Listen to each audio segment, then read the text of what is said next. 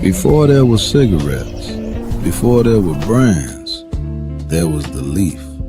Tobacco is one of the oldest forms of spirit communication known to humanity.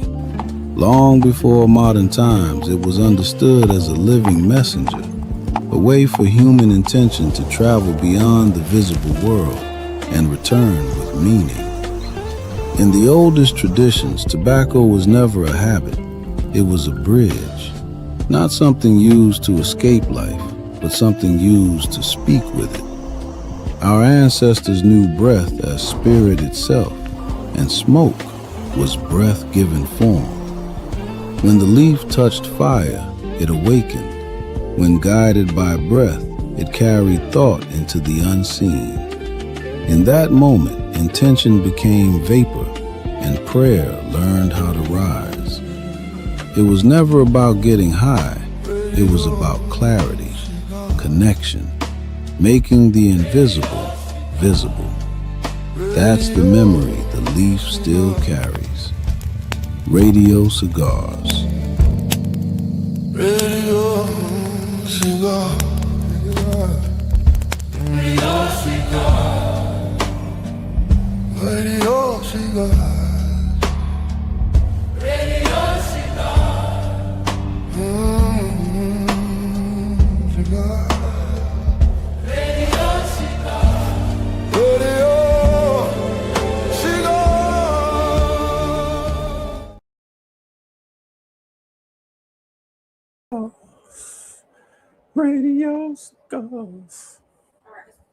That's my joint. Can you hear me?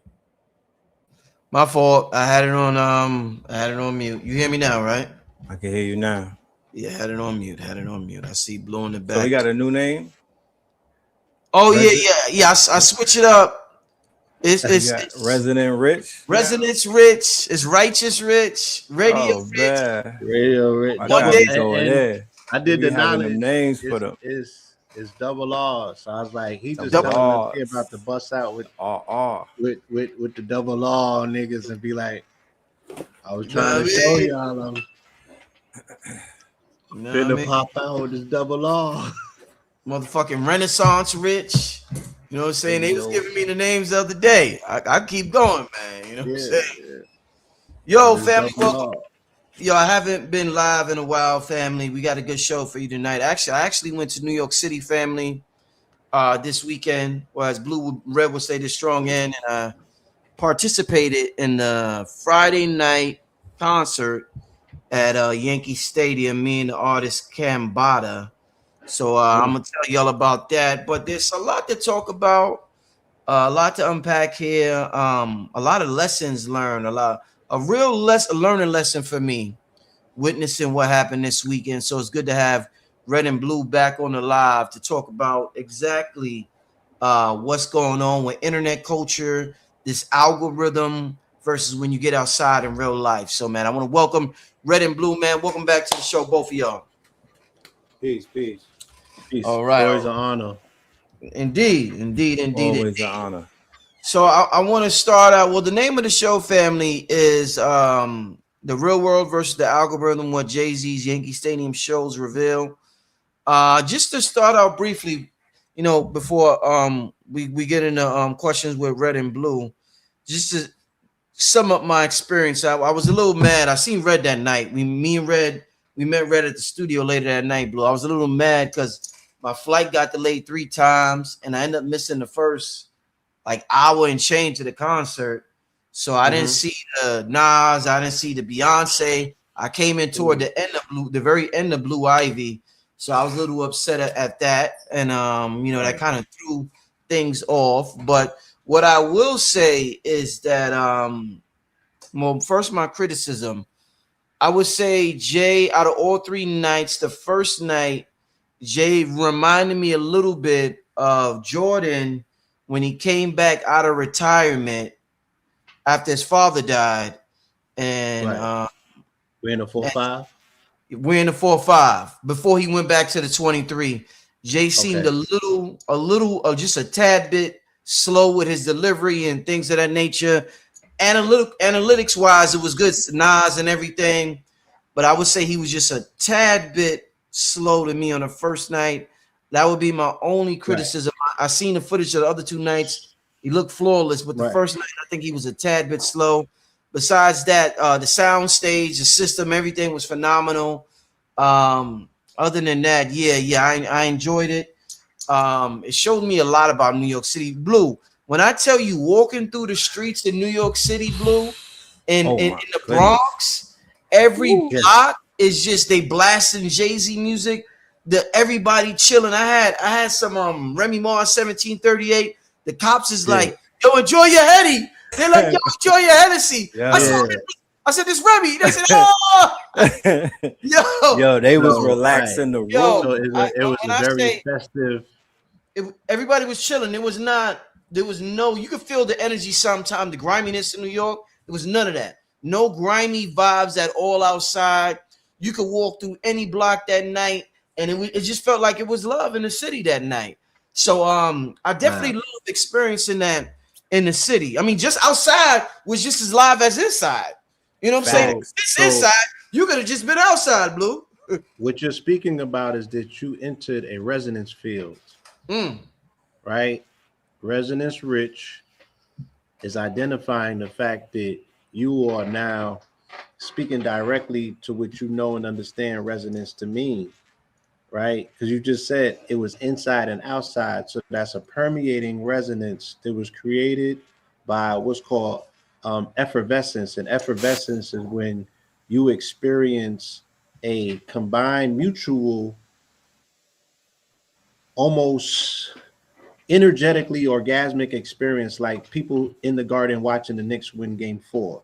Right. But people outside having the same impact, and then people across the world, because they were now brought into the resonance field that was captured on live TV, right? Or remember what I told you about Mexico? I was like, did you see that footage of Mexico? Right. When they hit that goal and 2 million people was in the street, and the engagement looked like an entity itself. You're experiencing that because just like a Knicks victory has the ability to unlock, suppress depression in the New Yorker, false expectations in the New Yorker, but always the reminder that New Yorkers don't quit. So even if you have to hold on to the very last whatever, right? The payoff is holding, being 10 toes down, right? Being way down in Timberlands, rubber soles to the concrete, right? And never ceding. So the 30-year reminder of how this all started with Reasonable Doubt, right? That people are failing to understand by speaking about the commercial success of the album. The commercial success is the physical manifestation of Jay-Z, because the album becomes prophecy. And then it unlocked and reminded so many people of that time period. So the presence of that moment brought old New York back into the real New York streets, and it collapsed the wave on the resonance. Everyone that came got to experience what can't be packaged as cosplay. It was the real New York return, right? And the spirit bubble had already been popped with the Knicks victory. I want to get things started. That's a brilliant observation, Bloom. Brilliant, especially about, I like how you tied the Knicks in with that. I want to start this conversation, red and blue, with these comments are going to tie in exactly with what I want to talk about. I see somebody in the chat said, everyone's praising Hove now, ? Another comment said, he ain't cool no more. I want to talk to y'all about the internet, the algorithm. I've never, and I said this, so first of all, I was never on the Hove hate train. That's not me. That's not what I represent. That's not what my energy represents. I'm not saying I support everything he does, but I'm not on this hate train conspiracy theory where him and Beyonce want to sacrifice Blue Ivy. I think that's utterly ridiculous. What I want to talk about is, I said this in a previous show. What the hell happened to make the internet hate Hove so much? I want to let me just play a clip for you. I mean, the comments. This is why everybody's making these videos saying, "Oh shit, the internet's a lie." There's a reason why everybody's saying the internet's a lie. Because if you're on social media, you think this motherfucker's Aleister Crowley himself reincarnated. You think he's more the devil than Trump. These niggas like Trump more than they like, oh, I mean, you would think he's the most evil man in the world. So it's like, when did this happen? What? Because I remember Hove being the greatest artist of all time in hip hop, or one of the greatest. When did he turn into the devil? When did Beyonce turn into this? Beyonce got a worse reputation than Kim Kardashian. How? I don't know. But let me start out with this, and then I would love for y'all to get into that. Where's this at? Okay, here we go. I question if Jay-Z's the topic of conversation. He's 60 years old, man. This is the young people's spokesman, it seems. So I want to play him. You know, maybe a lot of the younger people could relate to him. You know, y'all do, my nigga? Y'all will never make a 60-year-old rapper the hottest rapper in the genre, bro. That time came and passed, gang. That's what I was saying. What we want to talk about is this new Future, this new YB.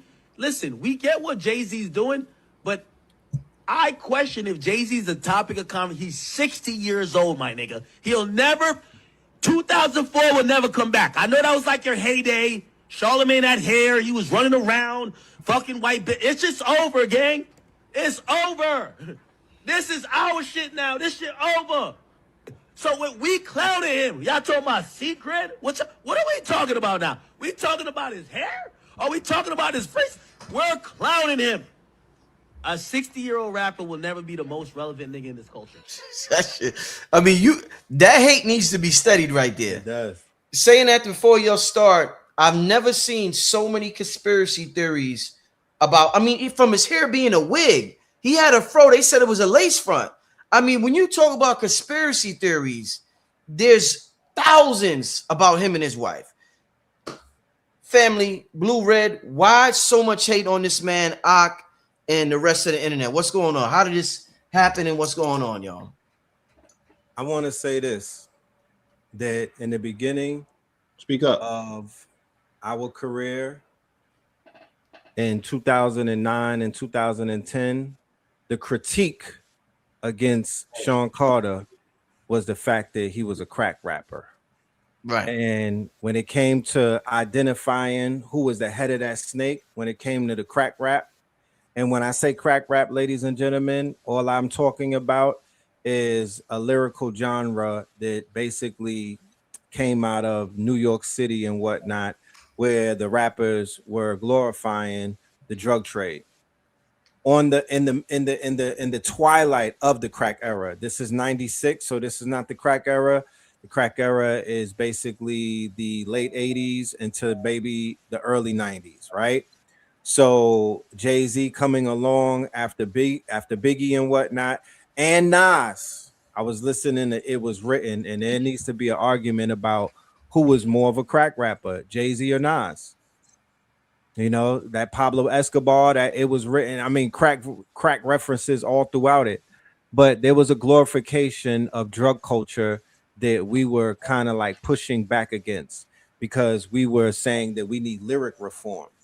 We were not calling for nobody to be unalive. We were not trying to say they need to get the RICO. We wasn't taking it that far. We were just calling out the fact that we need a lyric reform, because once you identify how much power this man's words have and how much a sway that he had on the thoughts and the minds of the generations of the people that we grew up around, we like, nah, bro, you can't be rapping about crack in 2010, bro. Like, something needs to change.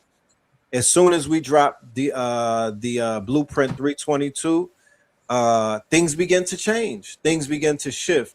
And then we got the Watch the Throne. There was a shift in content. There was a shift in tone. There was a shift in quote unquote messaging, right? There was a shift in the branding and whatnot. And then from that point on, we saw a total transformation. And I would definitely say our crowning achievement came with 444. That was the musical equivalent of him throwing the white towel in the ring and saying, nah, y'all got me, my nigga. I'm going to grow up. And ever since then, as a family man and as a, I don't the business shit, I don't sit at the table with none of these people. I'm not a part of nobody's business deals. They don't call red up, they don't call blue up, we're not counsel and whatnot. We don't get no checks for any of that. So to me, to talk about somebody's business moves is not necessarily. I was talking about the criminology. I was talking about the swaying of people when they listening to the lyrics. If they were to follow your lyrics word by word, what will it get you? But then in hindsight, when we look back, now we got drill rap. Now we got dope fiend rap that Future and them started pushing. Now we have something crack rap. To me, is we got whole rap, we got prostitution rap. We have a lot of these things that took the place. Rappers are literally killing one another. That didn't happen back in the days with the takeover and the ether battle. There wasn't no bodies dropping. They was not out there killing people. Sean Carter don't got bodies under his belt. Sean Carter was not out there. There's a lot of things that he didn't do. And then there's a lot of things that happened with the other people that came out. And I'm like, it became it became a part where it was like, yeah, we're gonna still watch what he's doing, but we're gonna shift our focus on some of the more detrimental messaging in our culture that we could literally see. There's funerals taking place, there's bodies dropping, there's Ricos being handed out. He didn't have nothing to really do with that. So that's just my insight as to where we was at when it came to the trajectory of this man's career. Yeah, I think again the Jay-Z hate is very alive online for three different reasons. One could be ageism, right? He represents the last guard of a generation that's separated from the generation that's insisting that it needs now. He's Carlito in Carlito's way, and Benny Blanco was like, you got to get out of the way because there's new energy in town. You know what I'm saying? There's a new stage. At the same time, he was doing Yankee Stadium. Future was in Albania or one of them places in Europe in front of 100,000 people. So, and they knew every word, and they represent a younger generation. So even with the Crowley thing, the battle was always for the youth. You know what I'm saying? Because of what that energy entails, what the demographic entails in terms of finances, disposable income, but also programming, right? And the demographic represents a global audience. Hip hop is a behemoth as being shown. This is the throne that's worth battling for. All of the quote unquote people that belong to that demographic, they understand that they're either siding with Ye, which is a step down generationally wise, or they're siding with Drake. And these are the people who represent, like academics was attempting to tell Charlemagne in the interview, I'm gang, I gotta bang on you because you don't like my guy. And it's as simple as that. I draw the line on my journalism based on who's my favorite. And my favorite is based on how I'm aligning myself with my generation and my demographics and the people that I speak to and have influence over. So the same way that these children have issues with their fathers and their grandfathers that they don't know because their father ain't do the right thing, that's what Jay-Z represents to them. He represents the spokesman for that epoch and that era. Jay-Z is the personification that crime does pay, right? Let's be very clear of what we're looking at. We're not just looking at a lyricist. Like I said, we're looking at someone who presented a blueprint, right, into how he was going to mind map melanated men in particular coming out of the Empire State who became the best Roman shoulders that Rome has because he got into cocaine capitalism. He wasn't just a crack rapper. He was a cocaine capitalist, and he personified in real time the person who openly, for the first time, expressed the intelligence that goes with cocaine dealing, not the unintelligence that goes with crack dealing, which is what Big represent. That's why white America didn't necessarily shed a tear, because he didn't represent the epitome of intellect and intelligence.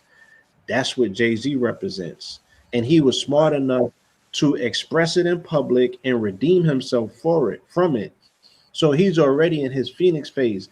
He arose out of the ashes because the $2 billion or whatever the businesses that people are arguing over, all of that was gained legitimately in front of the public. This is not ill-gotten gains and crack proceeds. This is a Right. man who went into business and ran up a B. And he already told you, I came into the game using people. Y'all was always customers. And just like you seen this weekend, you know what I'm saying? Like his relationship is between a hustler and a customer, and he's showing you in the most stripped down way possible what the dynamics of that relationship is. That shit is too hard for this younger, softer generation. That, you know what I mean? It doesn't necessarily serve their purpose, because they're the fiend generation. They are the recipients of the things that came about by cocaine capitalism. So Right. he don't speak to them, he don't speak to them necessarily, Mm. right? He told you that his whole game is, you know, the abuser and the dealer is both fiends to a degree, but he'll never step over and get high on his own supply. So he represents the discipline, a Sagittarius that's like, look, I'm gonna be a sage with this. I transform my entire life in front of y'all. I'm still showing you the crime does pay because I'm still hitting licks. I'm still using the people like a hustler always does. I'm still keeping it Brooklyn, right? And my philanthropy is my presence. Right. And anything that I choose to do here and there to help y'all, but I gave y'all the blueprint, not a album, the blueprint. Right. The steps. Not yet. Protocol. So people, again, they're gonna be in your comments and they're gonna feel away, and they're gonna make these observations about what we should be saying and how we should be making observations with the world. We were always partial with our observations. We came into the game with a lecture, Blueprint 322, about a person that I've done business with. This we threw the first concert in Brooklyn for him to perform Reasonable Doubt. Like, this is not somebody that we didn't have dealings with. So the partiality goes with still being able to speak the truth on exactly what was going on. And back in 2009, we explained the occult nature of his demonstration. Blueprint was his entered apprentice degree. He clearly showed you he was coming into the Blue Lodge. He had it on the album cover. He was sitting in the lodge. The other people was lined up. And Blueprint 3 was his master mason, his graduation to really lay his hand out. And yes, they have openly performed the illest of occult rituals in terms of the fact that they control the mental mind waves of generations. You know what I'm saying? Him and his whiz, J and B, are the twin pillars, Jacqueline and Boaz, and the way that they magnetize the mental of masculine and feminine. Come on, they're going to be thoroughly hated. But it can't be denied that the influence is there. It can't be denied. You're only going to hate the greats. You know what I'm saying? And this is not us making a capitulation. We just real with what we see. And what you seen this past strong in confirms that. No, indeed. Let me get it out the way right away and bring Beyonce out so we can form these pillars and give you what you really came for. And then masterfully, again, as a master mason, he was able to build a reality into the mind mapping, the mental space, to show and prove what the value is, remind you, right, of a time that is crystallized and encapsulated by his catalog, and then create a space where he can still do things in the future with now, you know, maximizing the generational gaps between the game. Because I think it is still, we have to say, is Jay, is Ye, is Future, and is Drake. Because what Future represents in terms of a 40-something-year-old man whose mind is encapsulated and still there with the youth, and represents a total different spectrum of the hustler who's on the substance, who puts the substance in the music. You know what I'm saying? The music itself is a narcotic. It's a graduation of what Jay-Z was attempting to do. They was always attempting to make smack music. Right. I want to I do want to because I know this is a topic and I see the glazing shit don't offend me. I give props where props is due. And Hove, like I said, I'm emotionally mature. So he said some bullshit during the weekend about the boycott. I'll talk about that later. But Hove, hands down, family, at the end of the day, has one of the greatest catalogs we ever would see. And I'm always debating about my opinion about who's the greatest. I would say he's the greatest hip hop artist of all time. I would say that, in my opinion, my subjective opinion. I would say Hove, and I call the brother Hove. That's what he called himself. I would say Hove is the greatest hip hop artist of all time. Now think about it. This thing we call hip hop, this thing that came in from America, this thing that touches the world unlike anything we ever seen. I would say this man named Hove is the greatest hip hop artist of all time, and that's my honest opinion. I'm not controlled by the internet, bots, anything. I'm going to be who I'm going to be. I do want to talk to you. I think it's important that we have a good conversation. I want y'all, this brother right here wants to call in. I want you to call in. If you got a question for Red or Blue or a comment, I do want you to call in because this is a culture that we're trying to figure this thing out. And no trolling, like, because I see Blue laughing. Serious shit. They'll come in with a serious comment or a serious question, but this is for the brother London B. Go ahead, brother. I want to give you an opportunity. Hold up, Brett. I want to give you the opportunity to come on stage and either a comment or question, but no long-winded rants. You know, speak your mind, and I think this would be good. What you said, Red? No, I wanted to add the context about when it comes to the music. We're talking about 1996, right? It was called Reasonable Doubt or Jay-Z 30. You would have to have lived in 1996 to understand the memories that may be connected to not just Reasonable Doubt, but it was written. Why Nas being up there means something. You know, you have to, you know, the music is a time capsule. The music has memories. The music is literally a time machine. People who were really outside in 1996 and not inside of a crib as a baby, or not somewhere where they were not a part of this life, their perspective on it is they might have been in another country. There's people who wasn't even in America in 1996. So you would never be able to relate to why somebody may say, you know what, if a concert like that comes around, I'm finna go see that, because there's certain aspects of my childhood that's attached to that catalog. There's certain aspects of my adult years. I'm able to see myself on a 30-year window and whatnot. While seeing him celebrate or be celebrated, I'm able to measure myself up, because honestly, 1996 was maybe my best year as a young adult ever. That was the pinnacle, you know what I'm saying, of my adult experience, my young adult experience. 1996, I have a lot of soundtracks behind experiences. That's the tunnel era, you know. That was the Get Money era, you know what I'm saying? Like, we were really outside putting a lot of work in. I was on fire. I was on. I was. You know the ill part again, because it's gonna hit different for different people, but I was that album served as the soundtrack.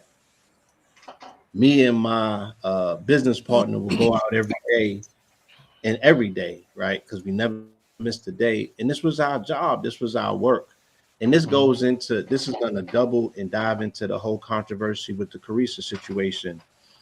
I'm not sitting here advocating lifestyles that might be from the street, you know what I mean, and things that people choose to do to eat. But I don't think it's no secret that we grew up. I was a booster, you know what I'm saying, and I think this guy was too. But Miami.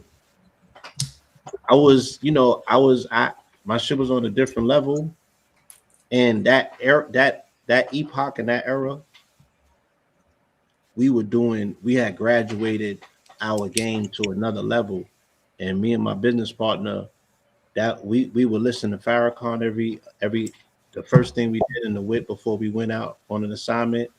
I would make my prayer to Pimp God Gerard that he returns us, you know, in safety. and then we would play Reasonable Doubt, and it was a grown man conversation about being responsible and no longer doing kiddie shit, even if we was in the underworld. Also, not to sell your soul or to lose yourself, because that was the message in his music.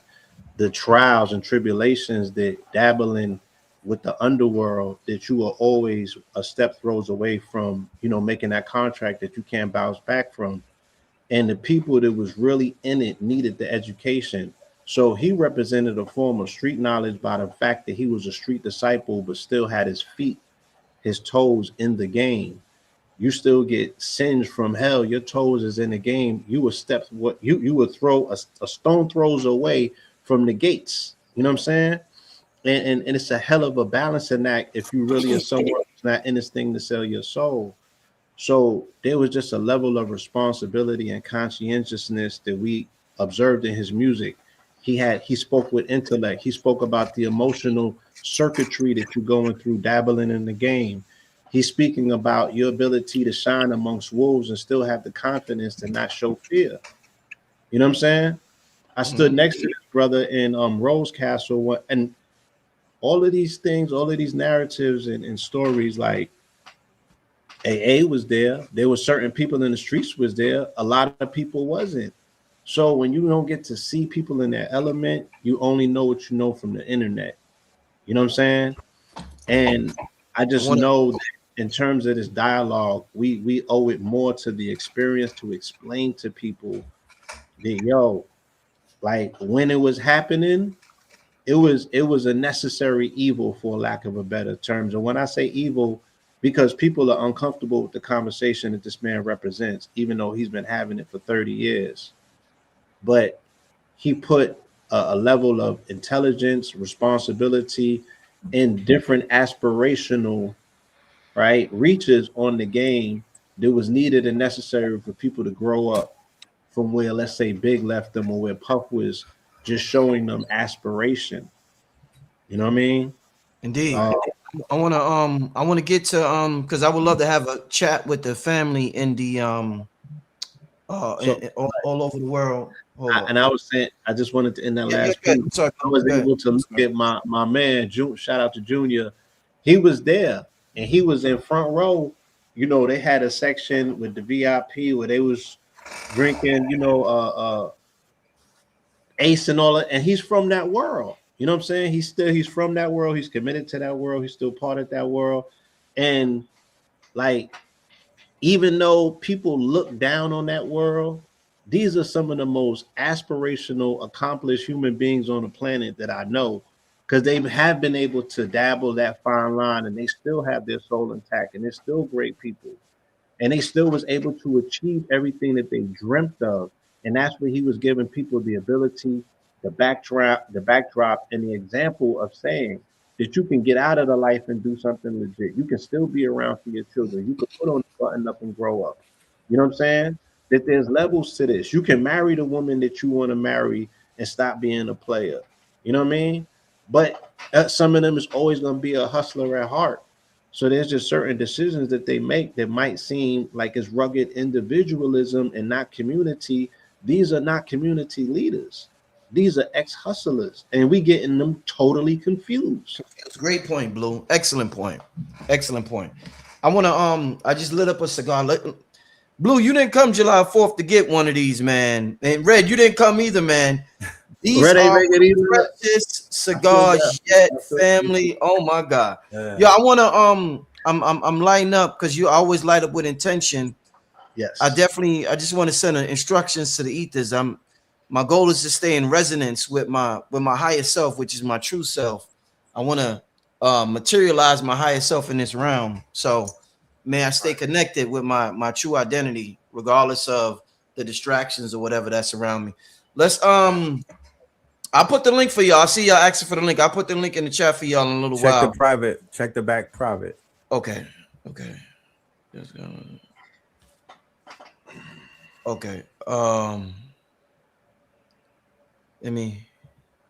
Is this brother London B? Are you there, my brother? You the first one that asked if you could come on. What's up, brother? Yeah, peace to you, brother Rich. Red pill, blue pill. I want to say before I say what I'm about to say, I want to give you brothers your flowers. I'm in the music industry. I won't disclose my stage name. Okay. I'm very major in the music industry, Okay. but since college, I've been watching you brothers via the brother Sarnetta. You have taught me a lot. Shout out You to Sal. guys are legends. We never give the legends the flowers. We always want to take, but we never give. Brother Rich, I literally found out about Bobby Hemmett through your channel. You are an amazing brother. So, I want to give y'all your flowers. So I'm gonna get to the point because I know everybody here. I'm from Chicago, Illinois. Shout out. Um, Shout out to Chicago. my adjacency to this cultural thing is obviously through the drill movement. Um, I'll say this, man. This is more of a question mixed with an observation, mixed with more so of some commentary. Um, a lot of the concepts that I'm recognizing now in my later life, I learned from you, gentlemen. The signs, the little, I may not know the numerology, but just the little quirks, the little things that everybody's seeing, but nobody truly understands. I've been in the music industry for about 15 years. Um, and I was at Jay-Z 30. I was there Friday. I flew in from Chicago. I came with the backers and the crackers, so to speak. And I'll be honest with you. Everything that y'all have taught the family and the youth to have, I guess, a side eye to, I witnessed behind the scenes at this damn concert. So I get the knowledge. I'm following y'all, big bro. Y'all understand this from a personal level because y'all from that community and from a more global, understanding. I guess my question is this: clearly, the division between the old school and the new school is at such a level you could cut it with a knife. The tension is crazy. It's a lot of issues just from behind the scenes. Everybody beefing. I'm talking about on a high level. I'm asking you guys this. I heard your soliloquy about Jay and the energy, and I get all that. But I'll be honest with you, and I'm not pro or for anybody. I'm just witnessing it. Why do you think that they want to kick off the civil war in the hip hop right now? I'm talking about to such a degree. It's Texas, certain Texas I'm getting. Don't go with dude. Don't be around this guy. That like. Why do you think that the tension is so greasy right now? Just I'm gonna call names between this Drake camp and all the niggas riding over there, whether you affiliated or not, and the Jay-Z thing, because it's really sick, bro. And that's why when I saw this, I ran to this live because I wanted to get some of the wisdom. Because I have never seen, and I've been through some bloody times in this drill movement around crazy shit. We done had some good days, we done had some bad days. But with the politics with this Jay-Z thing and all the shots, what is y'all read on the energy wise and just for the average person that may not know the high science that might just be functioning in this environment? That's kind of my question. So. I would address the YB and Future thing first, because if you want to talk about activity and tensions and whatnot, if you want to talk about action, I would say that that's more prevalent. You know what I mean? The YB versus the Future camp, because both of those camps, and I'm not even gonna get on the internet and say it, but those are more active camps than the Drake and Jay-Z camp, right? Those are both camps are fully active, fully in the streets. They cover all different states and whatnot, and age groups and demographics, and they on the internet talking super spicy right now. The situation with Hove and Drake is not a new one. Unbeknownst to a lot of people, it precedes the Kendrick and Drake. It was a tension that was already there for many, many, many years. It just was unspoken. Post this whole thing with Kendrick, I think that it got more heated up, and now it's basically being prepped to be a public thing. What I think about it is I think that it's very immature on certain parts. But then there's another side of me that says it needs to happen because it was always supposed to happen. There was always this thing with Drake trying to push up on that throne, watch the throne, right? So, you know, it doesn't really have credibility because to me Drake is not a credible opponent anymore. He's been exposed. He doesn't have what it takes to fuck with the energy that somebody of such a caliber will bring to him. You know what I mean? It doesn't even, it wouldn't even look, it would be ugly just based off of how he carried himself in the last situation. It doesn't really look like it's going to but when you talk about street things in terms of with the Toronto gang and all of that, I don't have no insight on that. I don't know what that is. I don't even know what that's about.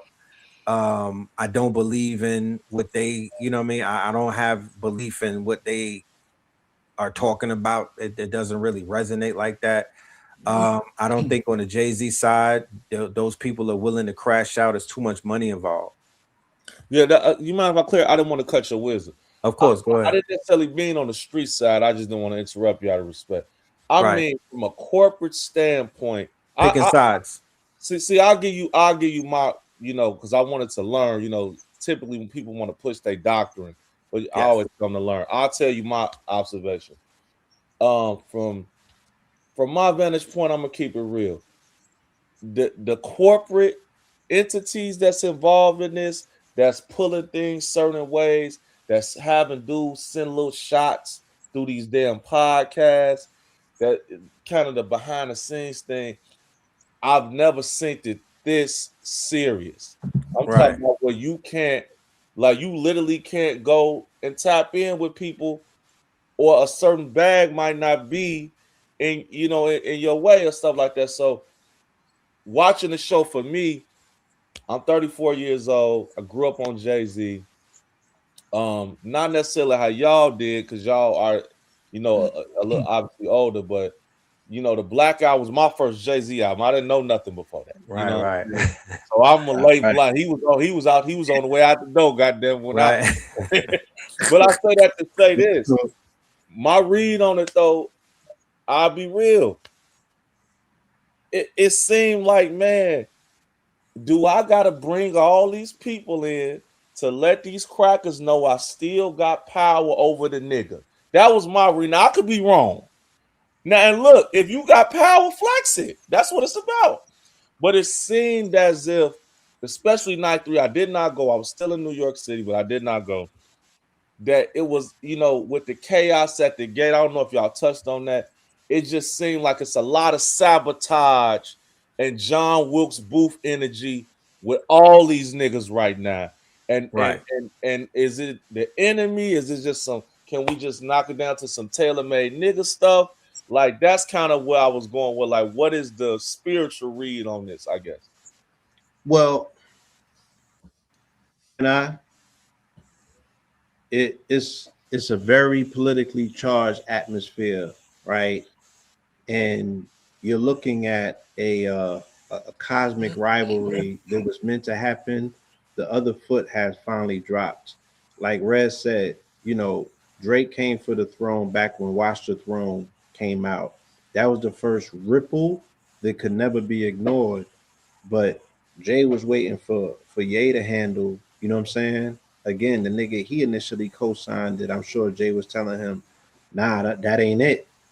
So he's been sitting back and just waiting and watching, and now it's at a fever pitch where they seem to be pitching, but it'll be wrapped in a cosmic generational rivalry where it's going to be pitched as the young versus the old in the industry, ultimately versus independent, because Drake is such a pinnacle piece in what the future of the music industry will look like, whether he chooses to re-sign or go independent. Like, let's say he go independent and his first record is his response or a diss at somebody like Jay, right? And he's showing the youngins now how to do it. You feel me? with this mutual destruction of not just this artist but also the record industry, because you just did 10 million streams independent. You know what I'm saying? You just did X, Y, and Z.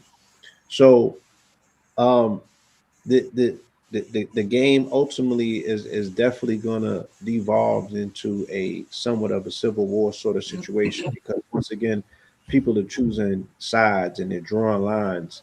And even though there's not a street element, there's a lot more detrimental fallout from Dre getting washed by Jay, and Yeah, doing it the way in which is, if he thought that he was getting 20 V and one before, right? Man. Homie is coming and reestablishing, like you said, his value to the marketers that he has to go and get more money from, because he was just going to the UAE to get a bag. He's going to Live Nation to get a bag. So he has to prove his market value. And you said something key, and I want us to make this observation. And it also was observed, I think, by um, I think Tasha K. I heard her speaking about it. The majority of people that were in the building that made those astronomical numbers record breaking were melanated people. He did not necessarily pull a gentrified audience. This mm, was for the niggers. it was Right. niggas in there. It was a It was nigga. niggas Great in there. point, This Blue. is this is Straight this up. is Great point, Blue. sitting at the top of the nigga hierarchy. Great point, Blue. I mean, Tupac explained it in an interview that never came out, right? And he was speaking about the importance of who sits at the top of the nigga hierarchy, because whoever's the top nigga controls the brainwaves and the moves of niggas' hearts and minds, the warriors, the ones that get shit done, the aspirational ones that have broken the bubble, that are not on substances, that don't have the crutches necessarily, might be different crutches that they have, but they don't got the one where they got a foot in the grave because, you know what I'm saying, they got an addiction necessarily. That's the whole sort of youth. This is dealing with this Neptune and Aries energy of music and spirituality combining with heavy use of drugs. You know what I So mean? hold on, big bro. So you cooking? I gotta ask you this because you just I didn't want to cut you. You just came with the dagger. So who is the villain and who is the angel in this moment? Because what you just said, I peeped too. It wasn't a lot of others amongst the brothers. It was a lot of the brothers, and they knew it. So And the is Jay sisters Z too. the last steward of Black Coast? Whether you love him, hate him, is that nigga the last dragon? Like, God damn, because that's what I'm. Is they like this is our last nigga? Because look, don't get it twisted. Do I believe that Drake could deal with him lyrically? Absolutely not. But the war's not just purely fought on the lyricism. It's so many other ways. So it's like, yo, like, are we being lulled to sleep on some anti-culture shit? And then now this nigga on some antichrist valor. I'm not on the spookism, but I'm saying it's a little You weird. hitting on some key points.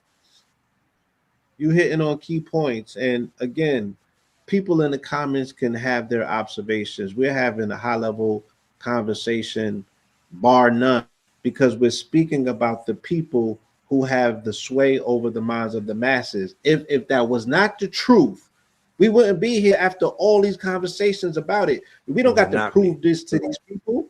We know what time it is. So yes, this is going to take place on every level, because again, like I said, it's generational. They just symbolize it, but it's a cosmic mythos that the scorpion gets taken out by the Sagittarius, who puts the arrow at the heart of it.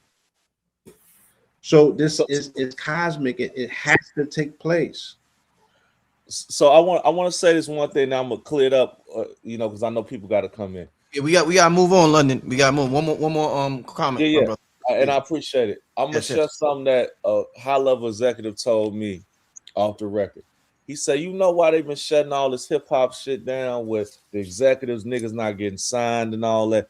He said because this puts so much free disposable money to in the hands of the castaways of the niggas that they don't care about, to Right. go get into other areas of society, whether you want to buy property. Think about how many regular dudes in the 70s, I mean not 70s, the 80s, 90s got them deals. I'm not saying we didn't waste a bunch of it, but was able to move a certain they want to stop that essentially.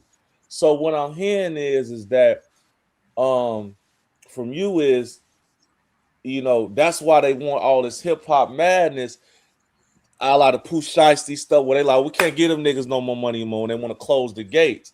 So I guess the question is Jay-Z a trustworthy general in this endeavor to preserve the culture? That's, I guess, what I'm saying. That's the last question. I appreciate Brother Rich for giving me. I would say this. Let me say right before you, I just because I got two Mhm. words to say, and you can grab it and you know run with it from there. I think Jay-Z's brand is authenticity, and in this day and age, right, that cannot be Trump.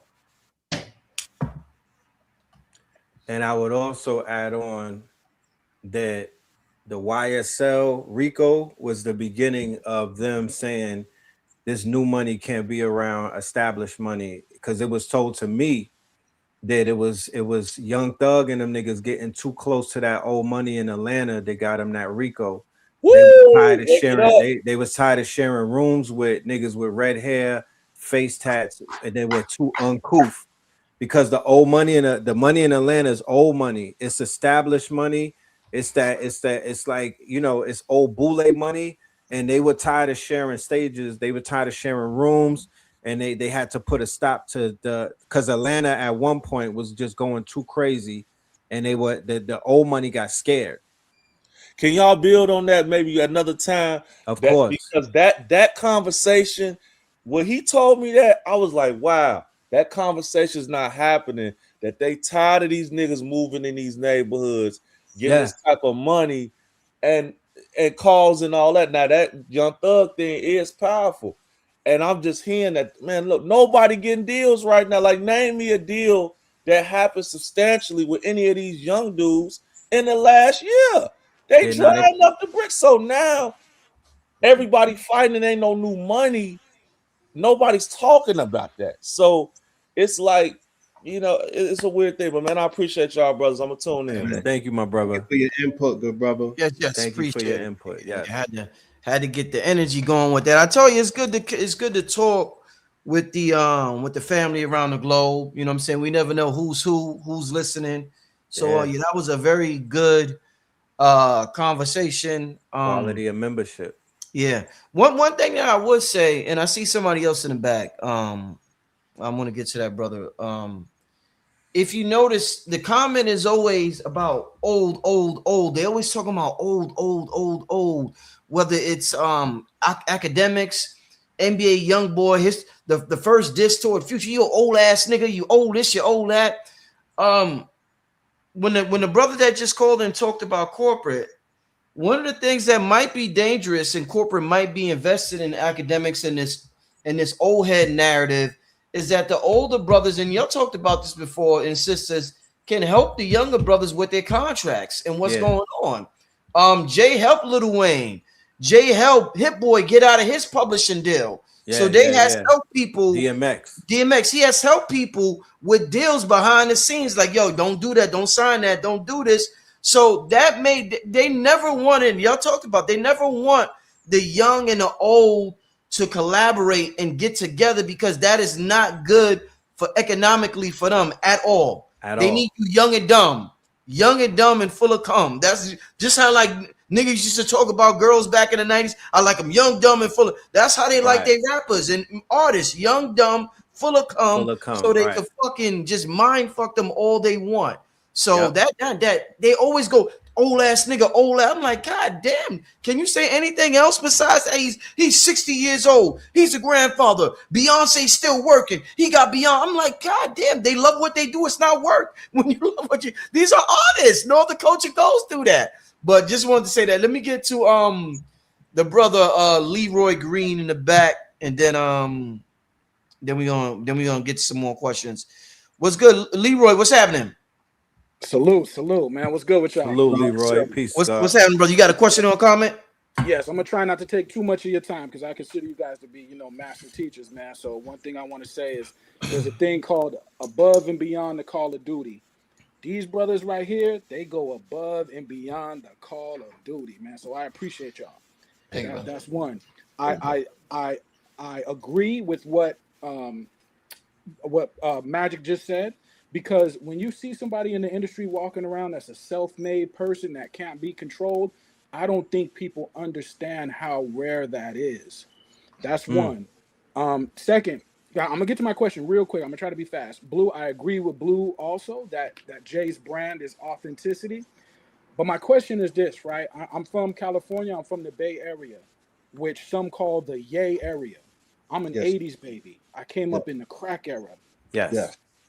As a gangster, I'm not a gangster, but I'm saying in this area, you feel what I'm saying? Yes. When you're branded a G at 20 years old, and then you ask to get out the car when you're 30 years old, they gonna let you out the car, right? Because they respect that you have now grown. Brother, I got kids, I got a wife, I can't do these things I used to do. Can you let me out the car? They gonna respect that because your brand now is authenticity. My Right. question is this: at what point do we get past the Jay-Z from 30 years ago, past the drug dealer motif? Or is he always going to be branded as Mm, that? And mm, one other point mm, is, and I hate to mm, say this, mm. people look at the hustler as a monster. Not every hustler is a monster because humans are very complicated. Just like not every addict is the disheveled bum. Mm. Humans are very complicated, are very complex. Some Right. addicts are functioning Super professionals. functional. They dress up in suits. They talk very, very properly. They have good careers. So there's levels here. Jay is not the normal hustler, right? So I'm just saying, if he hasn't qualified to have some trust within the community, at what point do we move past his hustler phase? He hasn't been on in a trap in probably 30 years. Can he move past that archetype? You know what I'm saying? Come on, man. Well, the critique that people are throwing upon him is that his hustle has just, he's just evolved the hustle. The NFL deal is somewhat, they're saying that, that is from a hustler's perspective. Even this latest thing with the Target, they're like, look, there goes that hustler shit again. You're All hustling right. the people. You're not selling crack anymore. You're selling social justice. You know what I'm You're saying? selling influence. You're selling influence. You know what I mean? You're going into these boardrooms, playing the numbers game, playing the influence game, and you're selling your people out and whatnot. So whereas you might have been on Notion Avenue or you might have been in Marcy and whatnot, selling the $5 rocks, you were selling your people out then. And what people are looking for in terms of, because they're looking for leadership from him. I'm not looking for it, but I'm sure that people are looking for the leadership based off of the heights in which this man has grown and whatnot, right? Based I off of the agree. heights that he has reached. They actually depend on him to be a representative for authenticity, to kind of like be in alignment with the vision or the image that they want him to ultimately be. And lastly, I think we should check that in the community. Not that I don't disagree with you because we're a spiritual people, Look, so we yeah. can relate to the music on a spiritual level and kind of have some common ground. But at some point, man, when I go out into the real streets, a lot of people out there don't care what Jay-Z is doing. His music has no effect on their life. Right. I'm talking about just the people from our era too. They appreciate his music, but they like, bro, I'm not thinking about his album like that. Like, Right. if I have it, I appreciate it, I listen to it, but he doesn't dictate my life. And I think that we're getting into a space where we acting like Jay-Z is dictating the lives of masses of people. And I think we need to get out of that. You know what I Right. mean? And to be honest, to add on to what you're saying, that's definitely not the case these days. But I could definitely, without a doubt, tell you, right, from a generation that we were all peers of his, he was dictating, right, the movements, especially of Brooklyn hustlers, Brooklyn go-getters, the ones who went out of town and made this shit crack. the ones who went into Atlanta, they went down south, they went into the West Coast. The people in the West Coast that went and became executives, the ones who went, the ones who became managers and whatnot, they ran up in Hollywood. We all have our every artist has everybody has their inspo, right? He's been the inspo, and that's what you saw this weekend when people were coming back.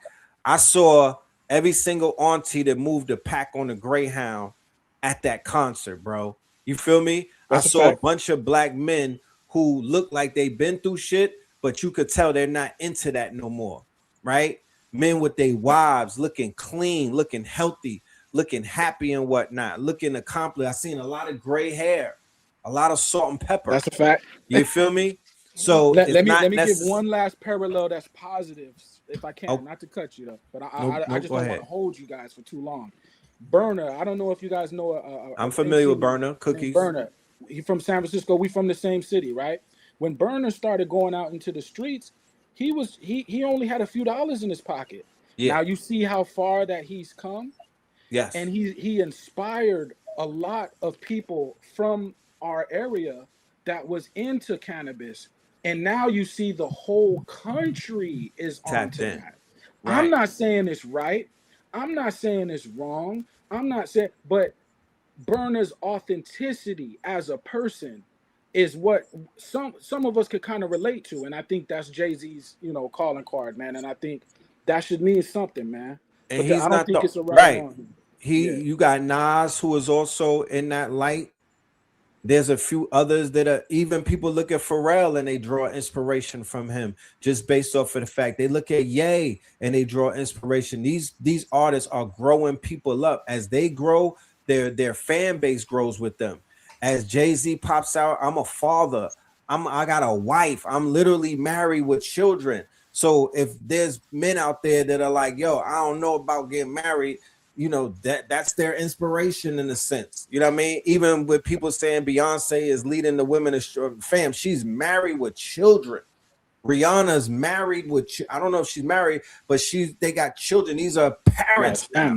Outside of the internet stuff, outside of the conspiracies, outside of that, what you can draw from, if you just look at a person for face value, it's like, yo, these are parents. The child is playing the piano. So his demonstration at those 3 nights is what you were talking about, how you could shake the crack thing and move on. He did that. That's what he's showing you. That's what that 8-part series on HBO is going to be about. This is his hero's journey. This is his redemption. He's literally demonstrating, and like I said, don't judge, people will be mad because I'm pointing out the obvious. This was a rollout. This was a well thought out, oiled out rollout by whatever that machine is that he has behind him. Okay. That's what you saw. Everything, it was a master class in marketing. It was a master class in rollouts. It was a master class in quote unquote new era promotion. Like, what are we talking about? I agree. Hey, Leroy, I appreciate the call, my brother. Appreciate you. Yes, sir, man. Y'all keep cooking, man. Thank you, my brother. Appreciate I have a minute with Leroy. Can I have 1 Go minute ahead, with Blue. Leroy? Blue. Please do. Thank you, Blue. Only a customer when you're standing as a hustlers, right? And you happen to be from the place where the road split. So Oakland, like the movie Panther showed you, is where RBG split, right? Revolutionary but gangster. This is where the pimp and the hustler sided with the police to take down the revolutionary so they can become the voice of the street. See, we not keeping it real. And this is the part that's hurting me because it's like you said, we're this far in the game. We're parents and grandparents, and we're still living the illusion. The music is going to represent the background frequency, right? We're not in the revolutionary struggle phase no more. Biggie came with $1 billion, a multi-million-dollar push by Clive Davis to now push aspirational rap over the struggle. Tupac embodied and represented the cub of the panther who was innerly conflicted with whether he was going to go whether RBG or Pimp and Hustler, and we've seen him flip-flop between both. Big was the person that was like, nah, I'm just partying bullshit, right? No consciousness, no revolution, no struggle. We're going to use our minds to mentally imagine and aspire our ways out of the struggle. We're not going to blame the white man. We're not going to go to war with him. We're gonna take this white boy and this white girl. You know what I'm saying? And we're gonna integrate that into our reality, and then that's how we're gonna do it. Feel me? And this is cocaine capitalism promoted by Nixon in the 70s when he came with black capitalism, right? That same dollar that he ultimately gave to quote unquote Jeff Ford and them took that money too and went down, right? And that was the end of the merger between consciousness and street movements, right? Where now you just got street movements. So he's a person that was exposed to the level of consciousness, but he figured out how to take what he already knew foundationally, get with the occult aspect of what capitalism really represents, that the Epstein file is showing you, right? On some Moloch shit, right? He already sold the people out when he decided to make the mini contract in the street. I lost 96 bricks and brought them all back. My nigga, he been sold y'all out. You're looking in all of the wrong places, all of the lack of leadership that you don't need at a time when the background frequency has changed. Niggas who grew up in New York in the 90s, who were not conscientious, that did not have the upbringing or training that we had, where we have to have intelligence with our hoodlum. They just like, nah, just give me the hoodlum. What? Super thug. And that's bad, man. He became the mindscape, the architect who laid out the blueprint of how to get nickel and dime hustlers off of corners and put them into corporate suites to show them that you take a hustling acumen into whatever you do. LeBron James used it for the fuel to become LeBron James.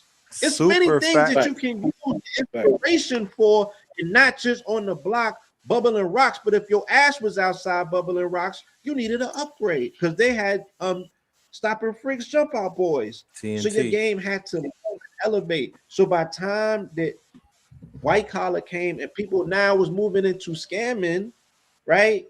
The other part of the song kicks in. And these people who were accomplished in that level, we're talking about criminal masterminds, y'all. So I'm sorry if this shit don't hit the way that you need it to when it comes to, you know, us representing the conscious community and speaking consciously. We're speaking about you still have to have an aspect of consciousness, even in the street, even in the underworld. It still requires awareness. It still requires you to be very telepathic, reading other people's thoughts, seeing things before they happen. It makes you hyper aware. We gotta stop this, please. And if we're having an open conversation, it's not fucking glazing. I'm attempting to give you access to both parts of your brain, family, so you can stop being blind to what's in front of you. Because your children need you not to be so square when they're out here moving through the real world. That's a fact. Appreciate it. Hey, I appreciate the calling, my brother. Salute, yes, sir. Yes, sir. Y'all keep cooking, man. All right, peace, my brother. Shout out to that brother right there. Shout out to both the calls. Great calls. Great calls tonight. Both those brothers added tremendous value to the show. So I definitely appreciate that. One thing when I met up with Red at the studio that night, I told you I was mad. I missed the first hour and a half, and he was like, "Yo," and Red started telling me about Beyonce. I said, he bought out Beyonce. I said, oh shit. Yo, I was so tight that I missed that part. But one thing I want to say, y'all, when I remember like watching movies. I don't watch movies much as you know, when everybody used to go to the movie theater. You go to the movies, somebody said, this is an interesting comment. He called himself God and they put thumbs down. I call myself God. What Red calls himself God. Blue, we all call ourselves. Are you tuning into the wrong show? Yeah, Jazzo. Do you know what channel you watching? Hold up, I'm saying he brought Jazzo out. What channel he watching? Did he think this is this is a metaphysical channel? Do you know what we call ourselves over here?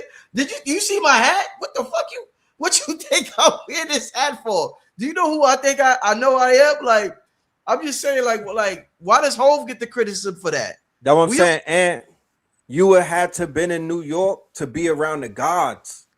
You would have had to grow up around a nation of gods on earth. You would have had to know, you would have had to have an uncle who's God. to understand the contradiction. to understand what that means. And he brought Jaz-O on the stage, and you got to understand the history. Jaz-O is convinced him he was God. Jaz-O was the one that told him he was God. Once a man tells you that you God, what you think you're gonna stop saying that? You're gonna invoke that. That's where his generation. He came under Big Daddy Kane, King Asiatic, nobody equal, KRS-One, knowledge reigns supreme over nearly everyone. We all come from the God body era. We are God, and we stand on that. There's nothing that nobody. Maybe people that's religious, they come from other places. They might think that that's blasphemous, but we talking about the sun, moon, and the stars. Go ahead.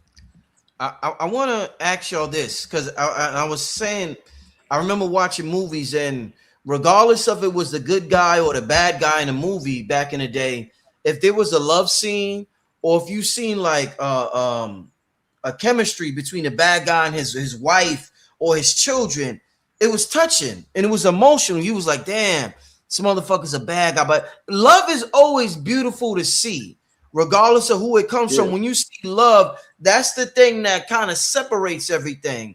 And what I noticed about this internet generation is that they are totally unaffected. Anybody who's ever gotten real love in their life, and unfortunately, a lot of people haven't. But anybody who has gotten real love, when they see Beyonce on stage with Jay-Z, Red said it on Friday. He was like, yo, she love that nigga. Red was like, she love that. You see, it's not, you don't, certain things you see in life, certain things you feel in life. Right. Whatever invisible radiation that comes off of us, you feel the love that she has for that man. You feel the love between her, him, and Blue Ivy. What I want to ask is that it seems as though the internet's totally unaffected by that. They don't, that wasn't, they're not commenting on that. You don't see that in the comment section. You don't see people making videos. I heard Red mention it. I thought about it immediately. I thought about it every time when I see shit like that. What happened to this generation, whether it's old or young, but this internet algorithm driven generation where love is just totally not on a radar? They will completely miss it. It could be, you could dangle it right in front of them. They'll turn around. Oh, well, look over there. That's happening. They just don't see love at all. What's happening with this algorithm internet generation where they don't see love at all? Lil Wayne, they don't appreciate it. Lil Wayne and Drake. And I don't want to throw them under the bus like that, but they were the leaders of this generation in terms of affairs of the heart, and they failed this generation miserably. Lil Wayne kicked it off with some of the most misogynistic, lyrics that probably covered the airwaves in the later years of his career. Not mixtape Wayne. Wayne, when he started going super duper, he just went very toxic with it. And then you had Drake come along, and Drake is not toxic in a sense, but Drake was more of the hit and run. He's a Scorpio, so his message was about heartbreak. His message was about basically hitting shit and passing it on. And then, of course, you had Future come along, and Future came along, and he was numb to the pain, and he brought the codeine and whatnot. So now when you talk to the average millennial and whatnot, when they talk about the dating scene, what is the first thing that these beautiful goddesses and these sisters say? That the men have zero emotional intelligence. The men are not in touch with their feminine. The men, they go on dates. They just want to skeet to the, you know what I mean? They don't even want to talk. And then some of them are just coming with the credit card in hand and whatnot. They're doing the city girls. The city girls kind of poisoned the water as well. And that whole movement with the city girls and then the sexy reds and everything. So this is hookup culture, Rich. This is now we are in the era of the hookup culture. I'm not on the scene. I'm not outside. I'm not on Tinder and everything. But according to what I'm hearing and whatnot, that love is a weakness. Future told them to numb it out, and they've been going with that algorithm for a minute now. So in Atlanta, where everybody went for love, they got trapped because Atlanta is a no love state. You know what I mean? That's the home of Future and all of these quote unquote players and whatnot with money. You got to remember. So the influence, the attraction is there because you got black men that have money and prestige, but they're not looking for no wives and whatnot. So go all around when you look at the STD rate. These children are out here. The stories that I'm hearing about these rappers passing on these diseases to each other is crazy. You feel me? So they don't love themselves. You know what I'm saying? And they damn sure don't love the opposite sex. And let's not even talking about the whole DL, the explosion of the DL culture that came out with the younger generations, where they don't look at they don't look at the agenda the same way that we look at they was fighting us when we was calling the agenda out. So you know what time they on, right? And then of course the agenda got in the way, where it's a lot of fake love out here, because you might be kicking it with a shorty, but she's playing both sides, and also the men. So I don't see how you could establish a foundation. You know what I mean? I never really heard about Beyonce with other women, even though so many women want her. I haven't heard too many stories about Beyonce running around. There's not a lot of dirt out there where she's, and I haven't heard, they don't have no articles or no men coming forward saying, yeah, I'm Jay-Z's secret lover. You know what I mean? Like how they doing the Tyler Perry and all of them. So situations like that is kryptonite. They don't want to see that shit. They want to see Beyonce leave that nigga. That's what they're really rooting for. The Beehive want to see Beyonce leave him, and she would get praised more than her being. She's somewhat of a kryptonite, because not a lot can relate to the fact that you have a relationship that's not on the internet. Y'all raising children, y'all having children, and y'all getting a bag, and you talking. You like, yeah, what's better than one billionaire too? So that started this trend of women saying, I'm not settling until I find a Sean Carter. Beyonce got him on that shit. I need a high value man. You're looking for Jay-Z. You think you Beyonce, no problem. So, but Kevin Samuels was cutting them down show after show. Go ahead. She's controlling the mental brainwaves of the hive, right? She's the queen bee. We in Cancer season, right? Cancer is where the Beehive cluster M44 is located. So they dictate, you know what I'm saying? She controls their brainwaves. She sets the tone and the pace. If they really was, quote unquote, if they really wanted to cook y'all and y'all said that they was who they was, then why they ain't put her with a white man? Because that would have finished like so many conversations. They just needed, you know, her to point them in a direction. But instead, she goes with this melanated man, and she's able to humanize him for the first time. And 444, you know, was his humanizing album. It's when he went from mythos to man. It's when we actually seen that, you know, Superman was Clark Kent and he bleeds. But bleed where? He had a bleeding heart. So he had to give you a 444. 44 is the heart, 44 is blood, 444 is generations. He's showing you his generations. He's showing you what his Masonic ultimate work is these children, right? This legacy that I've built, right? You know what he said, I ain't pretty, but my baby is, my Mercedes is. And then Blue, the question was, Blue, the question was, I heard you. I really want you to get to is why they can't appreciate it though. Why they don't appreciate love because like our generation. Artificiality. This is the age of artificiality. And somebody that's plastic can't get into their heart chakra. The heart chakra only comes with authenticity. So if you really love these people, you're going to sacrifice and go through hell and high water with them. The younger generation came in by way of being emo, and then they saw the threats to the heart chakra of having it exposed, right? Because again, these young men is getting involved with women who have been, you know, initiated by older men. And then they're feeling less than, they're stamping on their whole masculinity aspect. Now you got incels, right?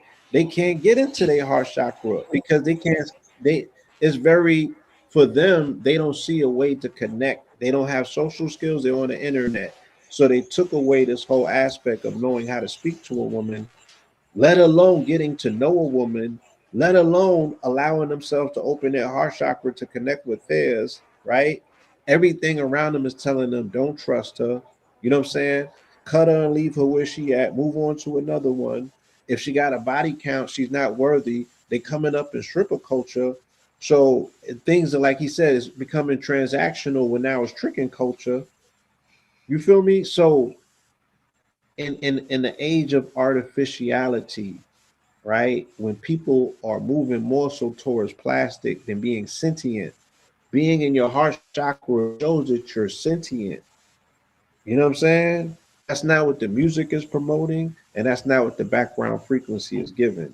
That's why we don't see it in society because you got to cultivate love and a fast moving, fast food, fast transactional generation. Saying when do they have time to cultivate quote unquote love? And everyone is passing, the next person on to the next person, on to the next person. What is there left to love? It's just interesting, and I love the answers because in our generation, we had Snoop and Dre. I mean, they were extremely, extremely. It wasn't no love in a lot of music we grew up in, but we still knew how to recognize it. You know what I'm saying? When we seen it in a movie or we seen it with individuals, and we grew up with Snoop and Dre. You know what I'm saying? Did you see their videos? We grew up with Two Live Crew. Did you see Two Live Crew back in the day? It don't get no worse than Uncle Luke. Too short in them. It's too short. The But difference we can with clearly that, yeah, spot love. We can clearly appreciate it. You know what I'm saying? because we've seen it before. But prior to that, that's why. Just like the music holds the memory. So what do we always say? I remember that song. My mama used to play it on Saturdays when she was cleaning up. Oh, I heard that song growing up. So the music encapsulates the memory and is able to transport us to a time and a place where we remember, yo, my parents would start everything and start dancing in the midst of whatever was going on, nigga. When they song came on, come here, girl. And you knew what that was because you looked and then they disappeared and then she came back smiling. Rich, we had Mariah Carey. Okay, good. Okay. We had Mary J singing to us.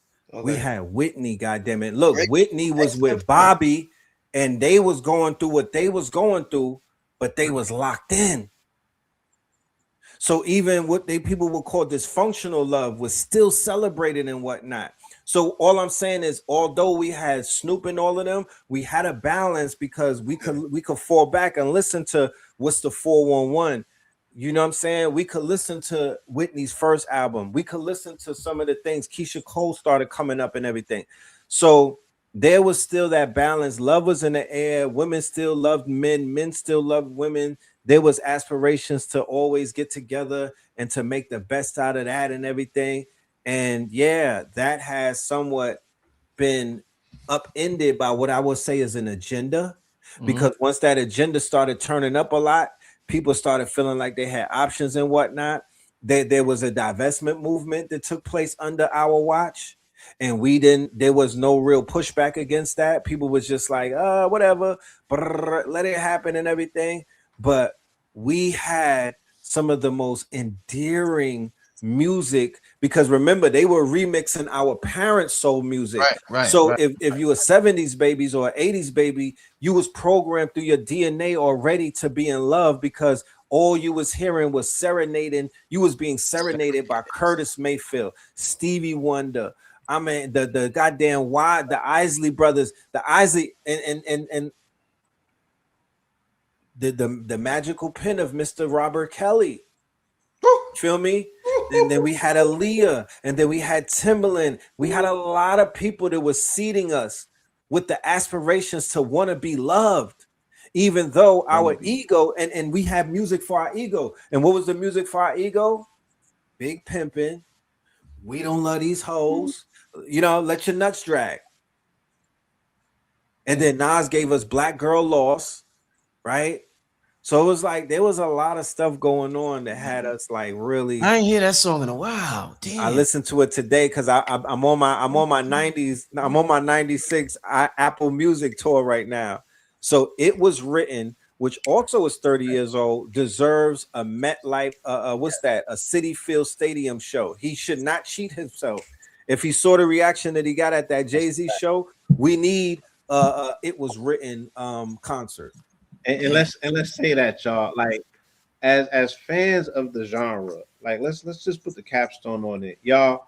We grew up on hip hop, not just hip hop, but New York City hip hop, and that does not make us better than anybody, but we're selective fans because of the variety of hip hop that we is exposed to. So for 30 years later, to finally see Nas get his bop on stage, the right bop, the right way, and Right, the because way he that they wasn't a performer like that.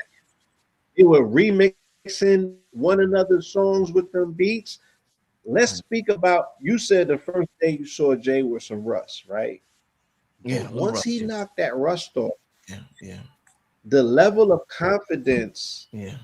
and Jay's not always been a performer either, but he looked like he practiced for this. You know what I'm saying? Hold on. And Go ahead. Nah, go ahead. go ahead, bro. I gotta talk to the Rust. Okay, talk to the His He stumbled His- in that freestyle a little bit the first night. He stumbled a little bit. I a remember. little, yeah, he did. He had to get himself back because he know he shouldn't have said that dumb shit. But when he first came out, because he knew Beyonce was coming and he knew not, the nigga bop was incredible. I'm talking about his shit was on 10. His first song, Can't Knock the Hustle, the way he was moving, I didn't see no rust. And then when Nas came out after that, he was in his Baggington. When you came in later on, probably he was a little, he kind of got a little rusty and whatnot. Right. So this is, you're taking him again from someone who done seen this man perform since 96 all the way up, right? I ain't never seen him in his bag like that. So for a 56-year-old, again, what they saying, Summer Jam, Blue, you bugging. Right. I was there too. I was at Summer Jam. You was there? Right. He was in his bag. Right. When you brought out never Michael, missed the Summer Jam. And the Michael, but also the Hard Knock Life tour with DMX on his tail. His performances, I didn't see him on Hard Knock Life tour getting smoked by DMX. His stage without Dame, his stage show, he never held the stage down. He did not move around. He did not have synchronization, and he never played with his lyrical dexterity. He was very uniform in how he performed, and it was boring. And definitely Nas. I seen him free for the first time as an artist in his artiste bag, and it was so liberating. Again, for other people who are thinking about still putting out, Rakim got an album coming out, Big Daddy Kane got an album coming out, right? And for the youngins who don't have the vocal dexterity to hold down a 2-hour show or to move around the stage like they own it, there's a lot to learn here. There's a lot in master craftsmanship. There's a lot in reaching one's pinnacle. There's a lot in having a 30-year career. And again, in whatever you do, there's a lot to take a lesson from in terms of mastery, right? And being so persistent with your catalog or your grind or whatever thing, like me and Red, we're creating a catalog. At some point, we have to celebrate the KTL catalog, like put the work in and then celebrate the milestones. I saw a masterful execution of, something that the genre really needed, again, for hip hop to have its appreciation. The hip hop music is opening in the Bronx. He started that concert series 1 month to the day of the birthday of hip hop in the BX. The Bronx needed that resurgence. New York needed it. Hip hop needed it. You know what I'm saying? And the uncles, the people who were there, that need to be reactivated and reminded that the job is not over for a lot of people. They dusting their shoulders off and they getting back to work. They like, if he can do it, the father of 4 children, you feel me, with multiple X, Y's, and Z's, and is back against the wall. Yeah, he came out busting his gasket, and you should too. Right. It's an OG summer. This is 26. Do your big one like Money Mitch. Where you at? Let's get it. Indeed, y'all had to hear when I think the most like emotional vibe I got the whole night from the concert was when Can I Live came on and that beat drop. The original Can I Live though, because there's 2 of them. I'm not sure if it was the original. I would just say the one that he put out on radio, one that was out on radio. But the beat, the speakers, when it was blasting, That alone was worth the price of it. I wish, see, a lot of people never experience a concert.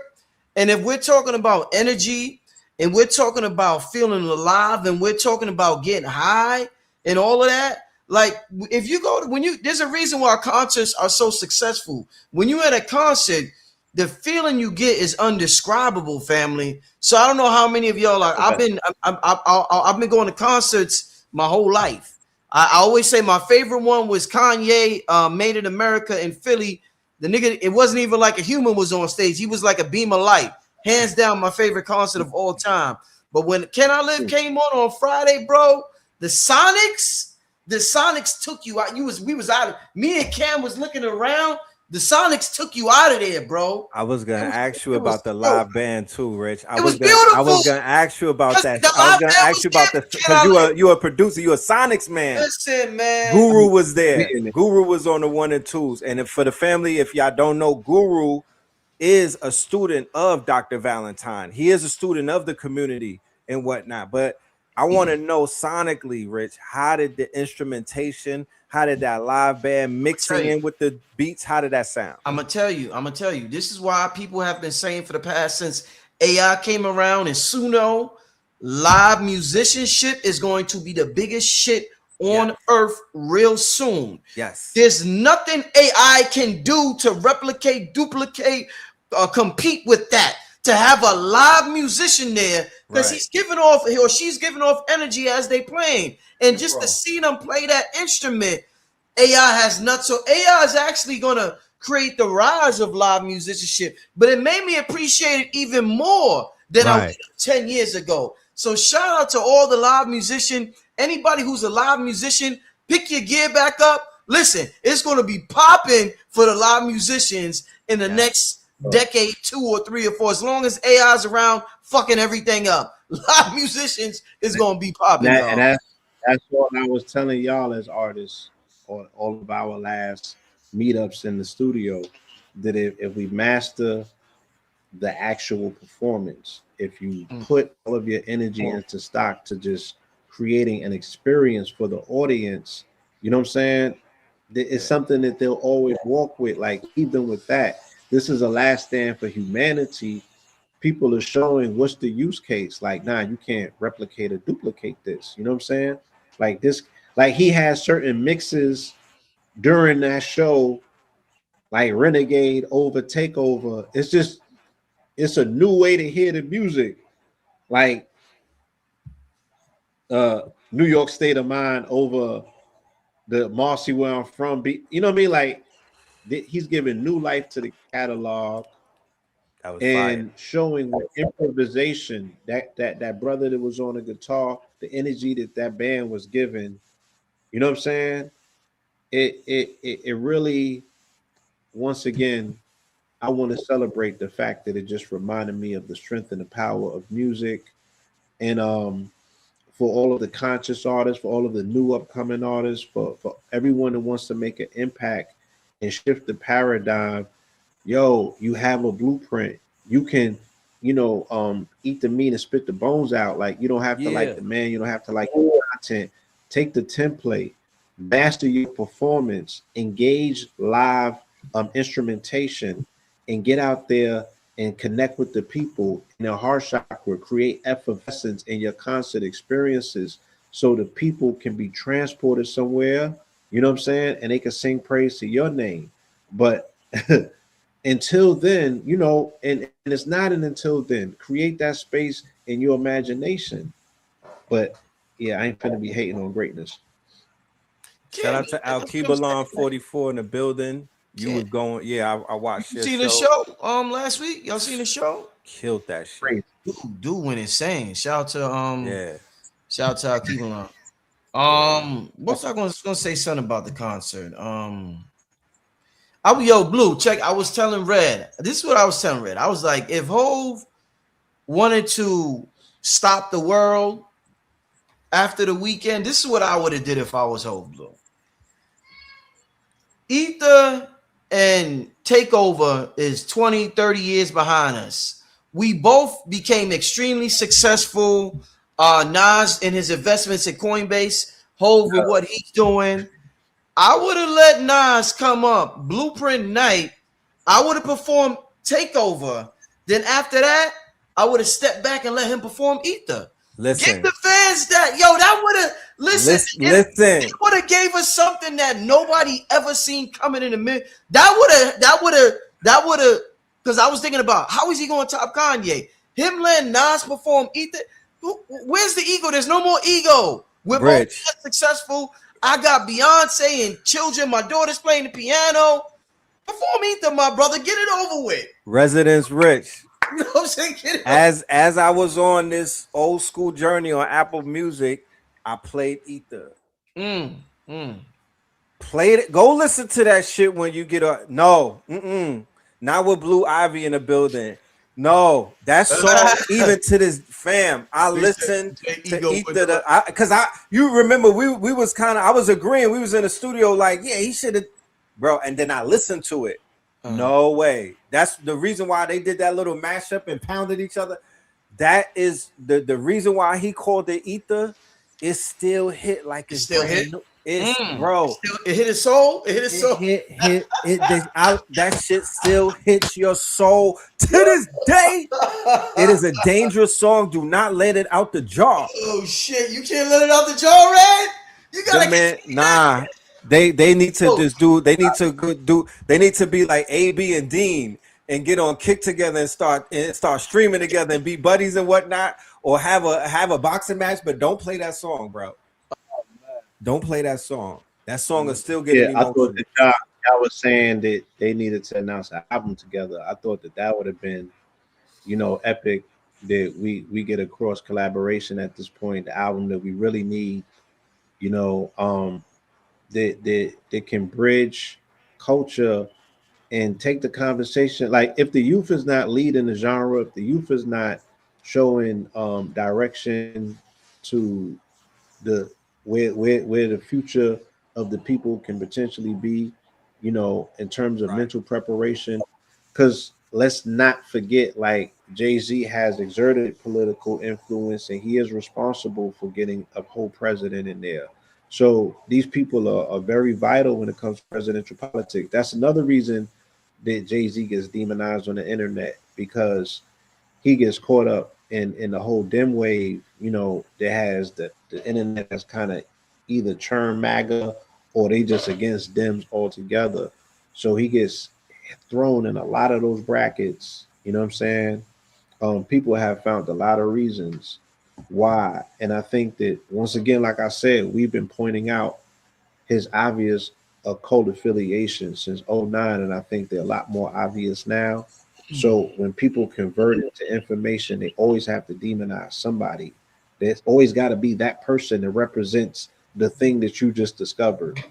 And he has to win that. But yeah, ether is still ether. And it still burns. You feel me? Because it's his omission, even with all of this celebration, even with all of these accolades, that is still over his head. You know what I mean? And that is that's the thing he can't shake. So the fact that I didn't get him to take over, I'm just like, is it a real tribute if you don't go over and give us the hits? You know what I mean? Hey, Nasir. Yeah, Blue. Now he tripped him up. You know what I'm saying? It's good to see both of them. Well, it's good to see Hov recover from that. It's good to see Nas doing good. It's good to see our legends doing good, thriving. And like I said, I don't agree. Like I said, I think Jay said some bullshit too during the weekend with the boycott thing, and him saying, well, y'all still on Instagram, but you can't deny greatness, and I'm never going to hate on greatness. Just like Michael Jordan. Michael Jordan is sometimes, we could say he's cooning or shucking and jiving, but you can't take away that he's one of the greatest basketball players of all time. So, I show respect where respect is due, and I'm not this internet culture. I don't really fit in with the comment section. That's not my spirit, and the comment section don't go together. And saying that to say, How much do y'all think the comment section in social media, whether it's Instagram, Facebook, Twitter, X, YouTube, how much do you think that has affected the direction of culture in the last 10 to 15 years? Just the comment section, people Well, reading comments, knowing they're going to be talked about. How much yeah. has that shaped the direction of culture the last 10 to 15 years? Immensely. You know, bots from Botswana, the fact that the dead internet theory reveals that the majority of the comment section happens to be bots and whatnot. So you're not dealing with authenticity. You're not dealing with the core. Yeah, shout out to the chat. The chat runs the chat is running the youth culture. You know, chat niggas and yo chat, yo W's in the chat. You know, the whole streamer culture is built off of the chat, right? But these bots, right? These bots, bot farming, the bot farms, this whole bot culture and whatnot, where Facebook and Cambridge Analytica and Meta and everything, they showed that you could utilize bots to sway elections and shit like that. You could utilize bots to sway, they did it in Nigeria with Cambridge Analytica. They did it with the first term of Trump in 2016 and whatnot. Bots are very, very, very, they're the most important thing.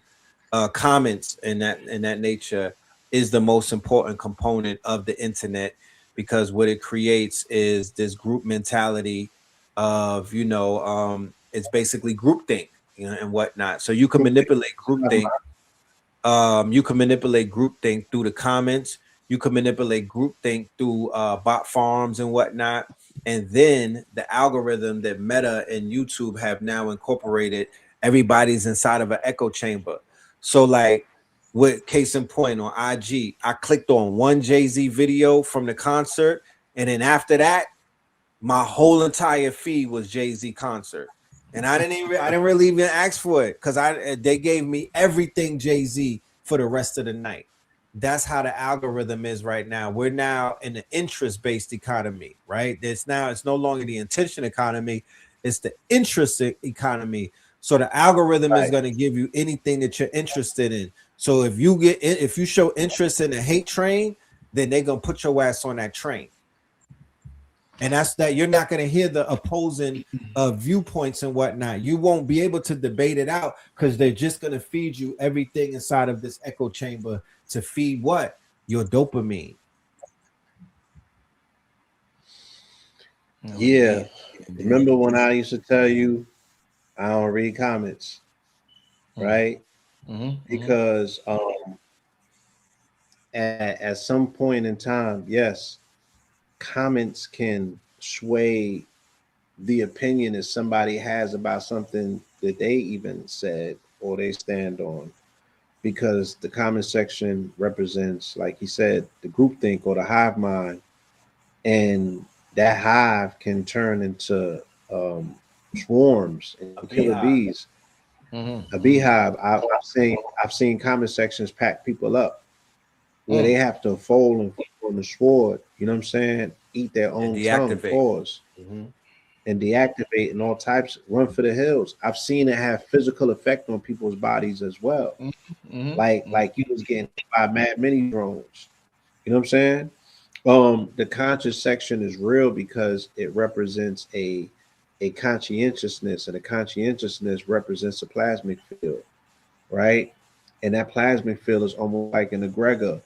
So it's almost like the mob that comes to your door with the tiki torches, wiling you up.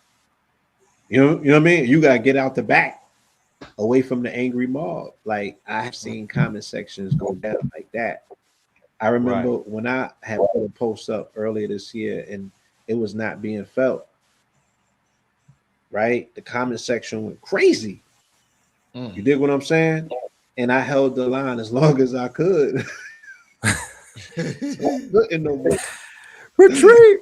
Now, it's real like that if you want to be for real. You feel me? Right. My phone was going off like, and then I started getting real accounts. So comments is like short form, where you get an idea of what was going on, and then I got the phone calls that was long form, right? And I got a better understanding of why that comment section looked like a swarm of hornets, because something was said that triggered people emotionally, and the comment became the forum for their outpouring.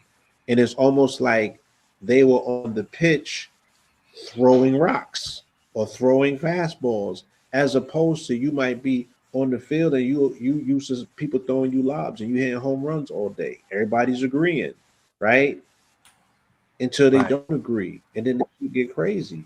So yeah, the comment section is a moving entity, um, and it can make or break some people if they are really contingent on you know uh,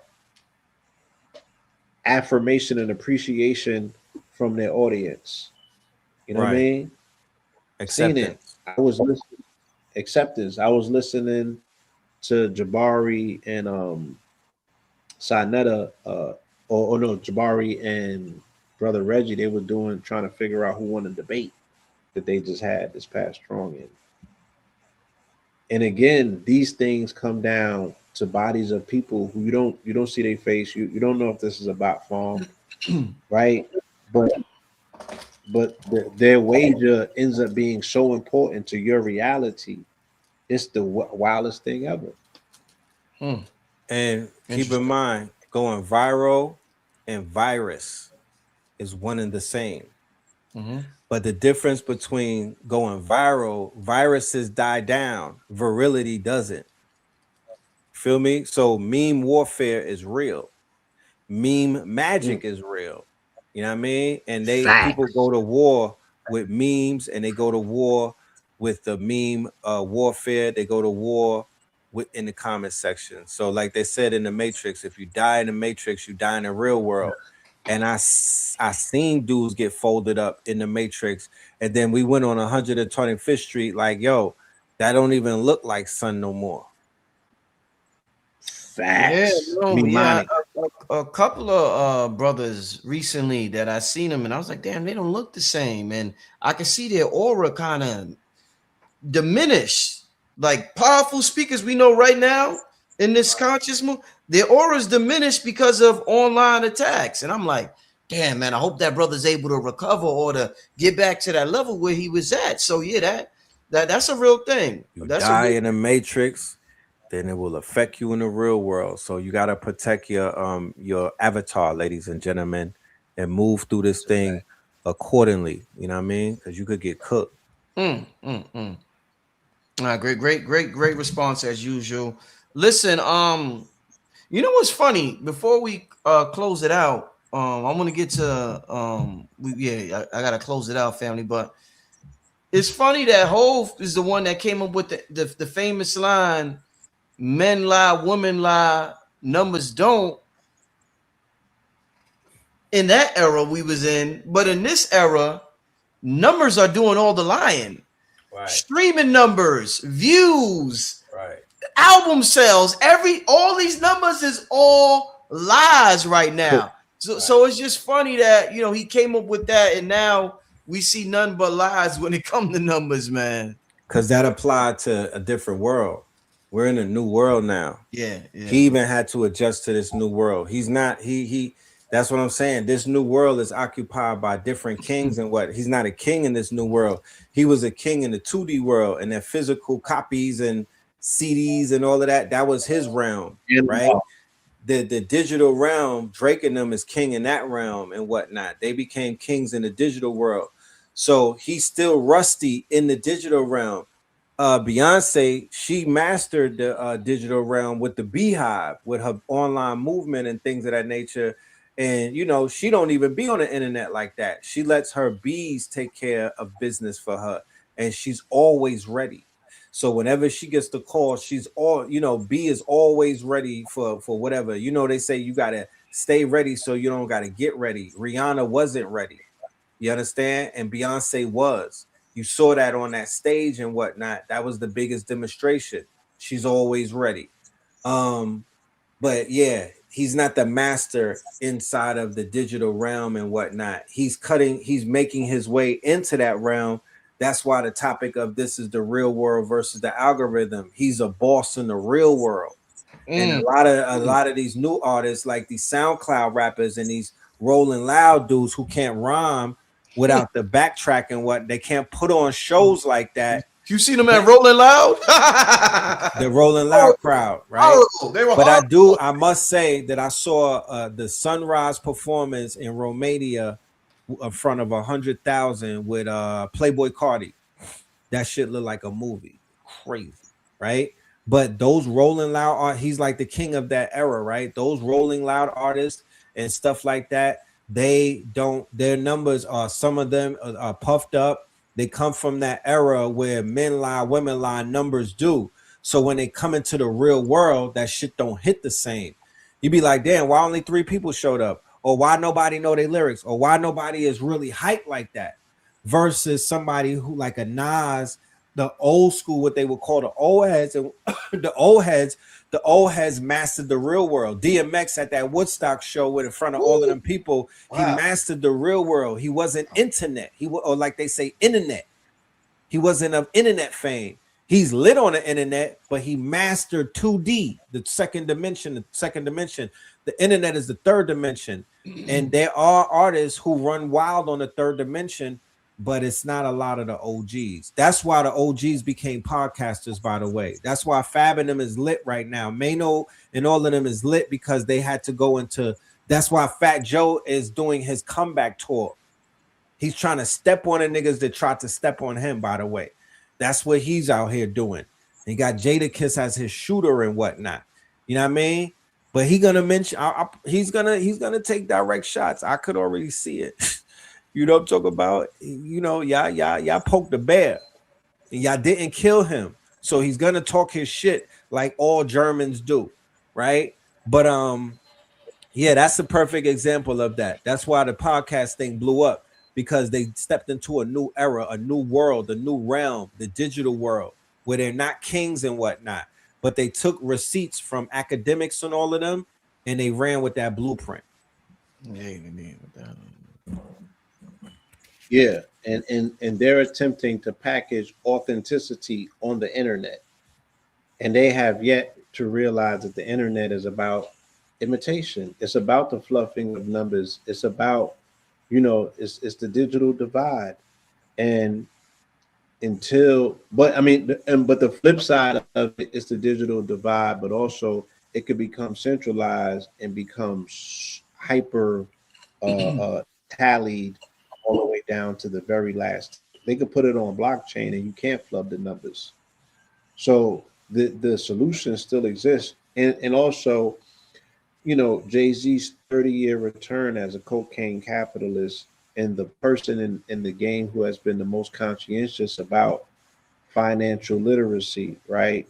And I'm not saying that he got, I'm not saying, even on 444, where he's teaching credit and he's speaking about these things, I'm saying that through his 30-year career, he pretty much has instructed people, how to get money, move money, save money, flip money, invest money, X, Y, and Z, or how to grow, you know what I'm saying? A couple 100,000 to $1 billion, right? That's something that he's physically done in his lifetime. And I think that his reintroduction into the conversation in the minds of the masses about who he is and what he represents, it also comes on the cusp of them changing over the money system into a digital one.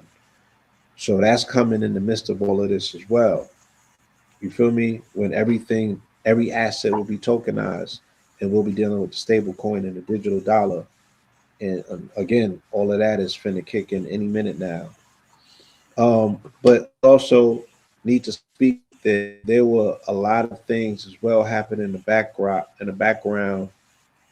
New York City in particular, there was something tragic that happened Friday night in Harlem with a street legend, a Brooklyn baller, who got clipped at Kingdom. That's my old projects, by the way. Okay, that's a Martin Luther King. Yeah. Yeah, Forster, right there. right? Yeah. Right, Foster. So we know that's sacred ground, and something like that never happens. And this young man was a triplet. Mm. He wasn't just a he was a triplet. He was born on October 26th. He was a Scorpio as well, and I believe that's the same born day as Jalen Brown, right? Who we spoke about the other day, and this whole JB energy of Jay and Beyonce, the twin pillars. I'm not gonna go there. I'm just saying that there were some very interesting things, energy wise, that were taking place simultaneously in the city. And only somebody that was there on Sunday can explain the chaos that ensued, or what a lot of people were speaking about was like an energetic egregor. You know what I'm Mm. saying? And Akibalan put the article out about them getting people into that late night aspect to where you on theta brainwave. Like there was a harvesting that took place. Let's just be clear about that. And there was a energetic level harvesting that took place that was unprecedented.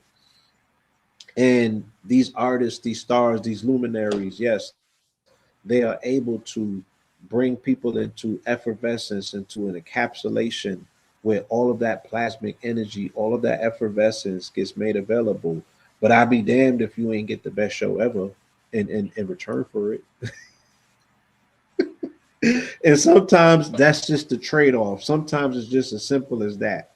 You know what I'm saying? That people are, and many and plenty of things that they're doing, they're volunteering to be extras in somebody else's concert of life.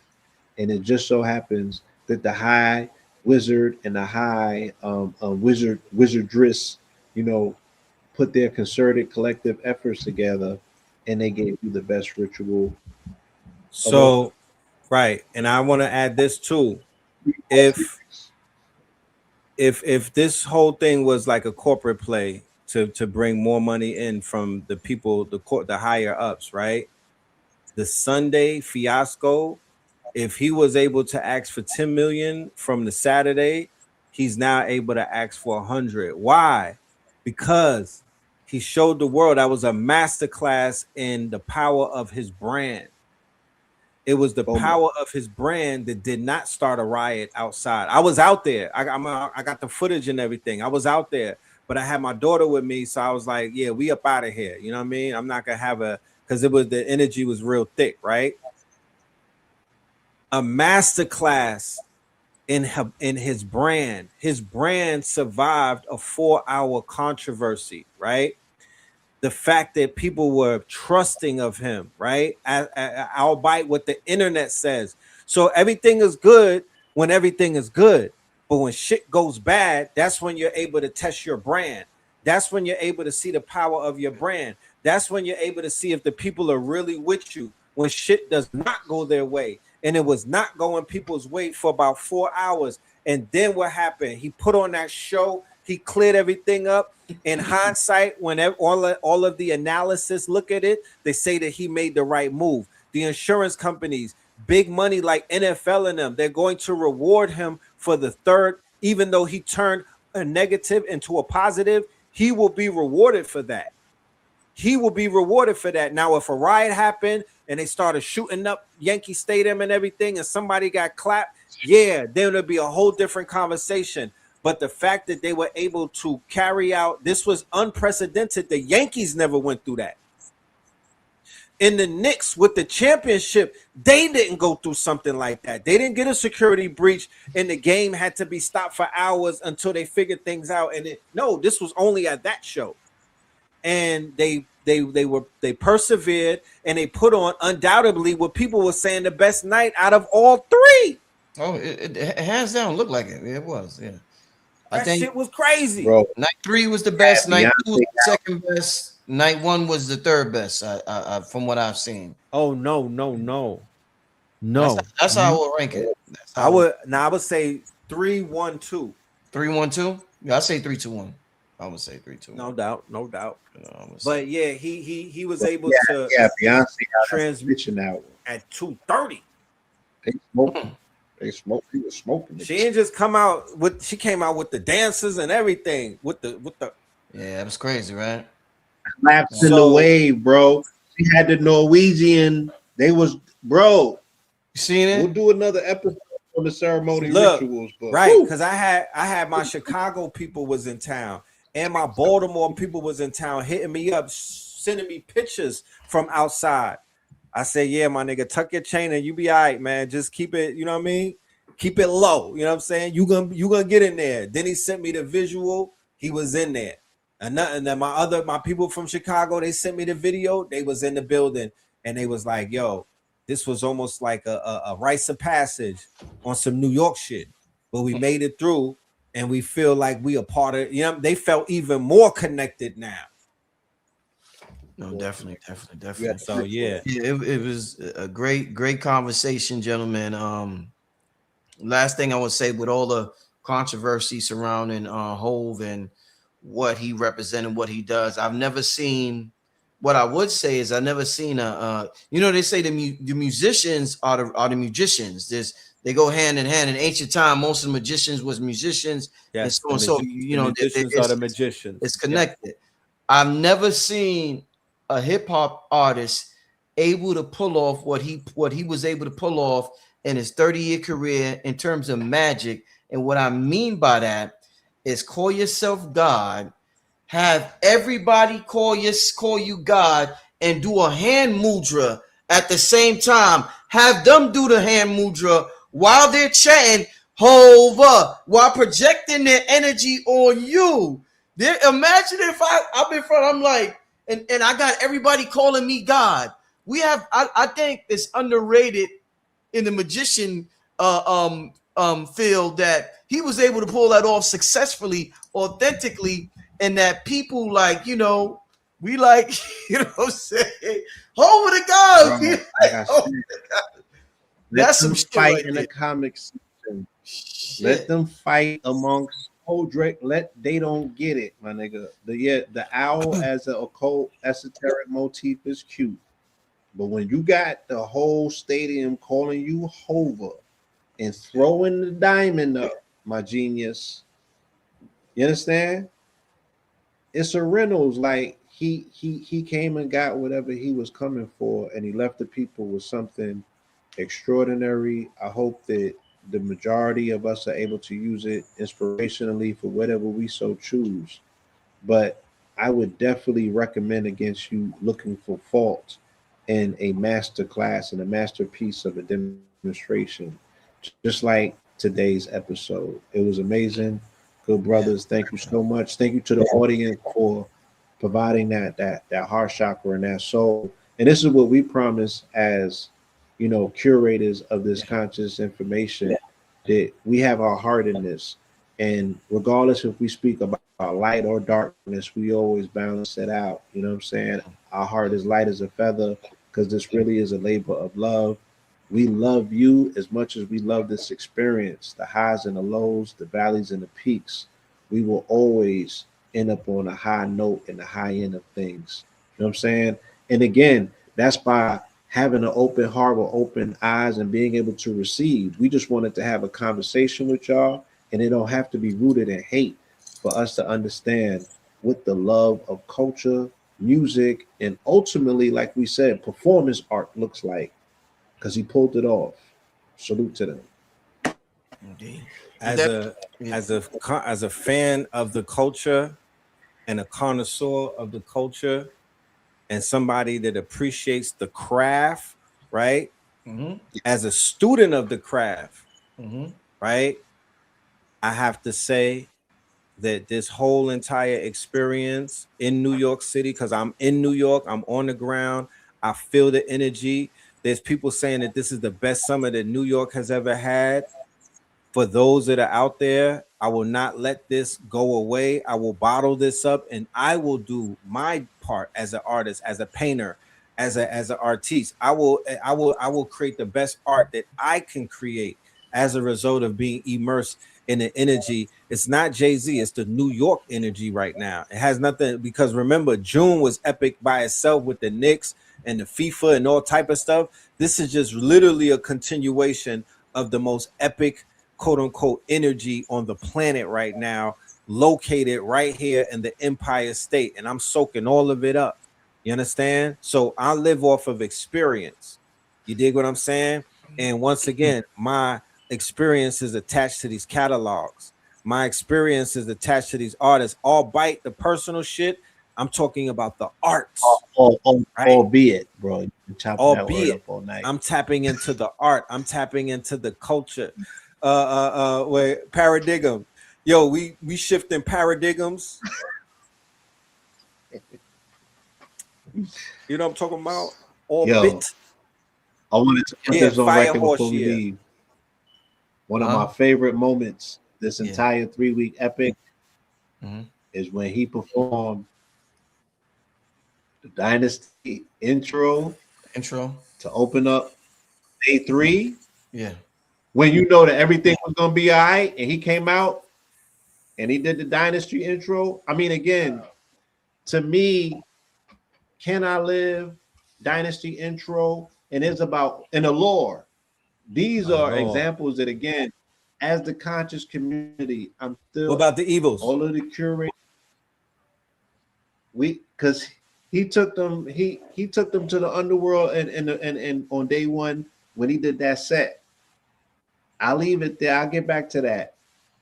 But these are his lyrical demonstrations that, again, family, this is somebody that comes from the community. This is somebody that comes from consciousness. This is someone who figured out how to weave higher thought into, what people might consider under the belt activity, lower world activity, or underworld activity.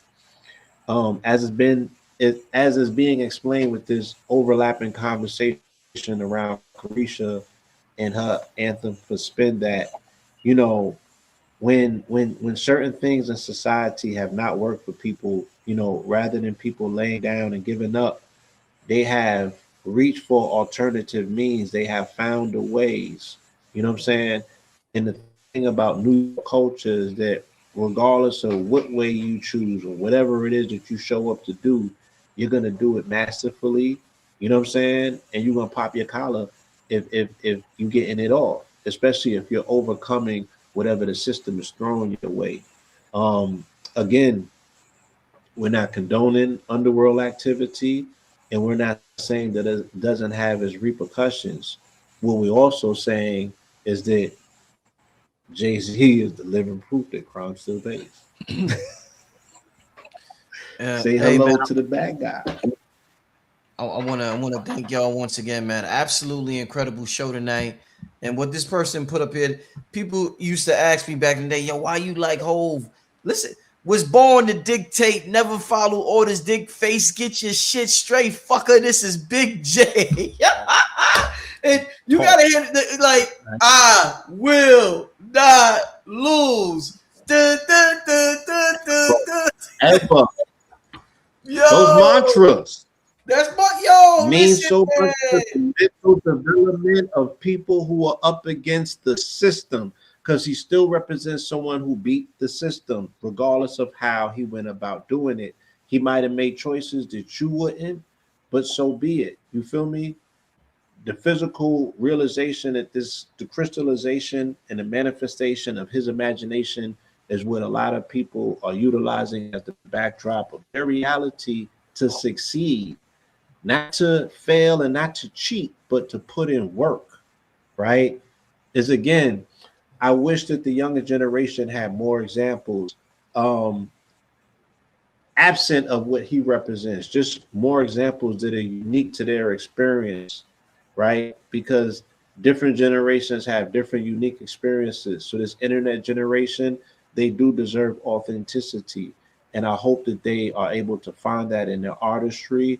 But I also hope that they are able to untether themselves from looking at artists as leaders and finding leaderships in their own homes amongst their own role models. All right. I love y'all all. Peace, love, and light. This was an honor as always. Thank you for an amazing experience. Thank you, brothers. Appreciate it. You already. Hey. Shout out to the red and the blue for doing their thing as usual, family. This brother Rich. Yeah, I haven't been on here in a couple of days. Like I said, I went to New York. My flights coming in going, but my flights was delayed both ways. So I had a hell of a time at the airport this weekend. But like I said, it was dope to be in a concert. I wish I would have seen the whole thing.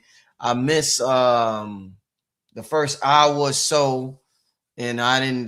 That's why my views on the first night is a little, a little off, because I'm like, I didn't see the first. I didn't see Beyonce. I didn't see the first hour.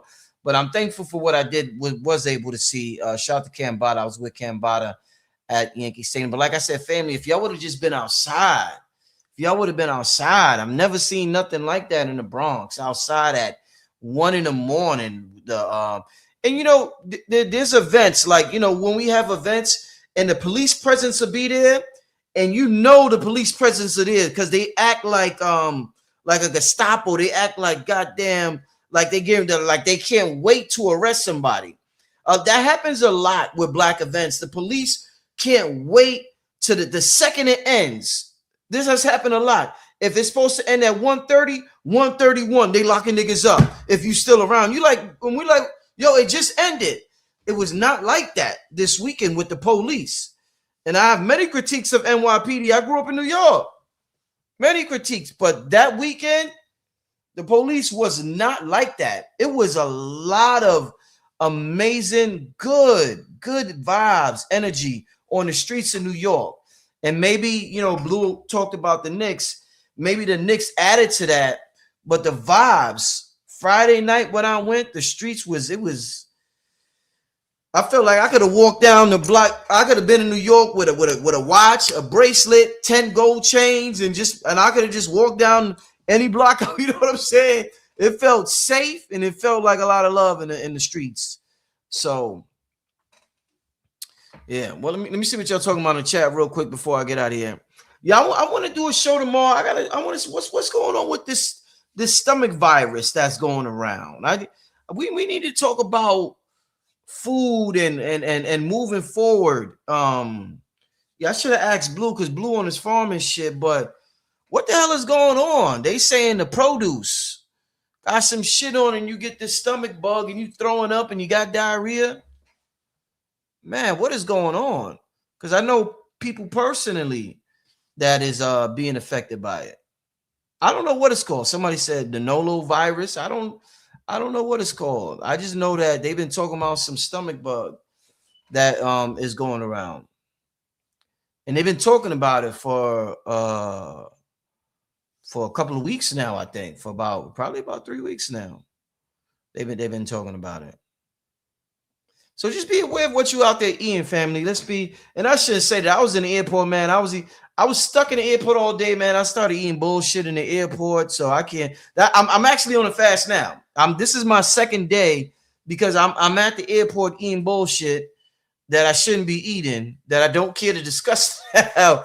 But I'm like, I'm gonna get home. I gotta, I'm gonna do a little fast. So I'm on my second day. I got one more day. And I'm gonna have me a little tea. I got Mr. G's honey. I'm gonna have some of that honey, some ginger, and some lemon when I end this show. That right there, that's one of my favorite teas. Only with Mr. G and KT's honey. It gotta be that honey. It gotta be that. But shout out to G. G just had his son, so make sure y'all give G a shout out when y'all see him. He's a new dad. He just had a son. Make sure y'all get that Geefy tea. As well as the honey. I keep hearing about this, the great separation. There's something on YouTube. I keep hearing about it, about the there's an AI movie that somebody put out that's on YouTube. I'm gonna check it out. People don't email me, text me. A couple of people don't tell me about it, so I'm gonna check it out. But yeah, I need to have a conversation with the family about it tomorrow with somebody, and that's why I'm glad I'm able to. We got people in the community that provide alternatives. Actually, Dr. B just texted me yesterday. I should get Doc, because Dr. B literally just texted me yesterday. He texted me something about nicotine and COVID. Yeah, he sent me some information about nicotine and COVID. I'm gonna ask him what's the deal with that. See what he. I need to hit up KT too. KT, Dr. B, Those two brothers right there. Definitely. Man, yeah. But like I said, is there anything else I want to run by y'all?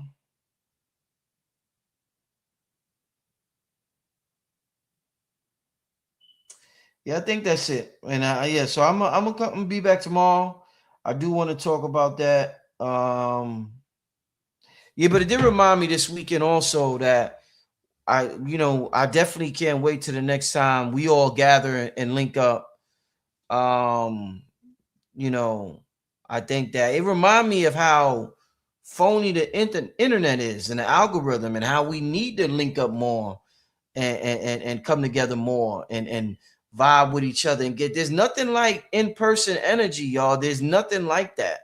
Like the energy, like I heard Blue was talking about the energy harvesting, and a lot of the people online, spiritual people will talk about that now.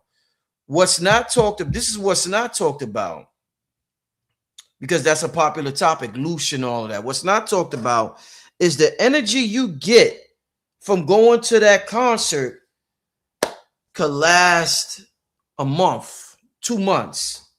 So it's like, if you're going there with good intentions and you genuinely love the music, it's like going to a lecture. The energy you get from a lecture, you're gonna take that with you and it's gonna last for a while. It's gonna last for a while. These things are investments. A concert is an energetic investment. It's not just having fun for one night. That is an energetic investment that's gonna last in your spiritual bank account for a while, just like going to a lecture. So when we link up, family, from now on, we have to have, it has to be an energetic investment. When you come to a Brother Rich event, that memory, that feeling, that vibe, you carry that with you the next year. The people who came to Stone Mountain could still tap into that energetic bank account from Stone Mountain and use it when it's available. They may be down a certain day. They may be feeling a certain way. Then they be like, damn, remember when we was at Stone Mountain? It's a beautiful thing about, so this is why people travel, because they talk about the memories that you collect during traveling that you could utilize during certain points in your life when you're feeling a little low vibrational. So these things linking up is energetic investments into our spiritual bank account. So this is why you don't get that online. You don't get that online. You just don't. You just don't. So yeah, it definitely has taught me that, yeah, we definitely got to link up more. It just got to be right. It got to be the right circumstance. But I definitely look forward to, kicking it with y'all again. Last time I seen y'all was Stone Mountain, and definitely got to figure something out so we could, link up. You know what I'm saying? Definitely got to figure something. And people have been doing stuff. I know King Simon got something with B-Dell in September. People doing stuff constantly. But I'm just saying I haven't done that personally with this channel, but people are doing stuff all the time. So shout out to everybody who is putting together events all over the country, whether it's in New York, Florida, Miami, LA, Atlanta, wherever you are, putting together an event. I just look forward to putting together an event and with like minds, you know what I'm saying? But let me see what else y'all talking about in the chat. Oh, yeah. Oh, it's a parasite. That's what's going on. So it's a parasite called cyclosporesis. Well, I don't know how to pronounce, but okay. So that's what's going on. It's a stomach bug. It's a stomach bug. Yeah. Kingdom, yeah, said that's what I travel. Yeah, that energetic investment with traveling is definitely, if you go there with good intentions and you go there because your heart led you there, it's going to be an energetic investment. You'll get your money multiplied times 100. Times 100. It's not just that day. You could tap into that and spend it at different times in your life. So yeah. Diamond said, I'm still high from Stone Mountain. Yeah, no, facts. Yeah, no, somebody said, yeah, that's why you pray over your food. Yeah, that's something. Yeah, that's important. That is important. We definitely got to keep that. We definitely got to keep that in mind. Parasites are involved. Yeah, that's why I mentioned Dr. B, because Dr. B always talks about the parasites. So if it's a stomach bug going on, I want to ask Dr. B, like, is this some new parasite? Is this what's going? Is this a spiritual? Like, what's going on, Dr. B? My stomach was a little twisted. This is like a month ago. I had diarrhea for like 3 days and shit. I don't know. Is that same shit going on now? I don't know. But yeah, my stomach was a little. Well, maybe I just ate something. I think that's when I ate some ground beef that day or something. Yeah, and I thought, yeah, I think it was that day. I think I had it in there. So I don't know. But yeah, we got to figure this thing out when it comes to food. We got to figure this thing out because man, they are attacking our food supply. Somebody said I'm on heavy wormwood now.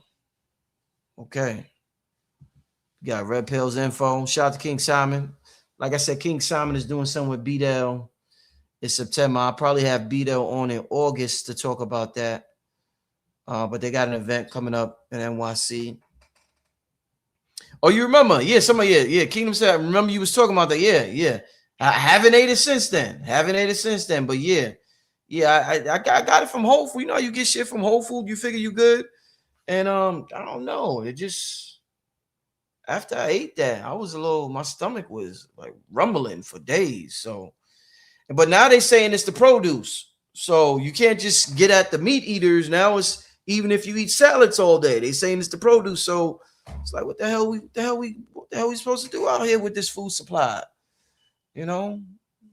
Yeah, they're going after the veggies now. Yeah. So it's like somebody say, you still eating ground beef? Yeah, definitely. Yeah, I'm not a vegan. No, I'm not a vegan. I don't eat it all the time, but yes, I do eat ground beef. Yes, hands down. Yes. I tell people that all the time. I don't ever want anybody to mistake me for a vegan. I'm not a vegan. Far from it. Eat fish. I eat chicken sometimes. Ground beef, I eat that the least amount.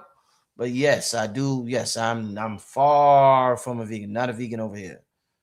Love some fish. I'll be telling you all about the 10 fish. I'll be 10 fish up having crackers and sardines and shit like that. And so yeah, I eat a lot of fish, you know. Yeah. I'm far from a vegan. No, brother Rich is not a vegan. No. You know, no. But oh man. Somebody said ground turkey good. I mean, you can't trust anything now. You know, you can't trust anything now. Can't trust anything now. But let me get out of here, family.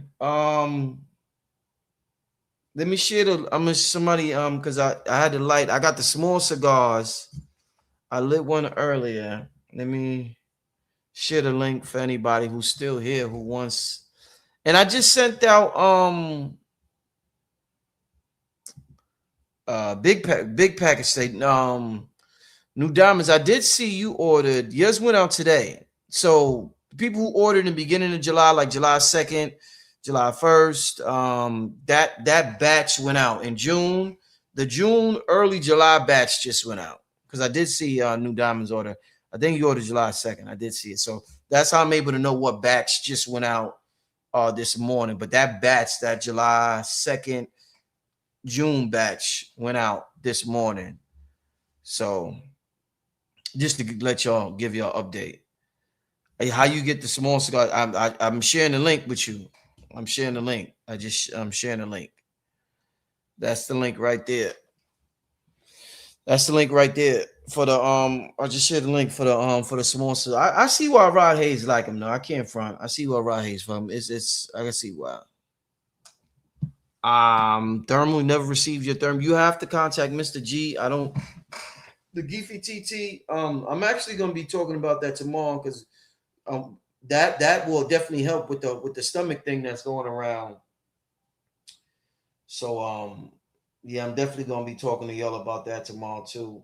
I want to call Mr. G and talk to him about that tonight too. Probably early tomorrow.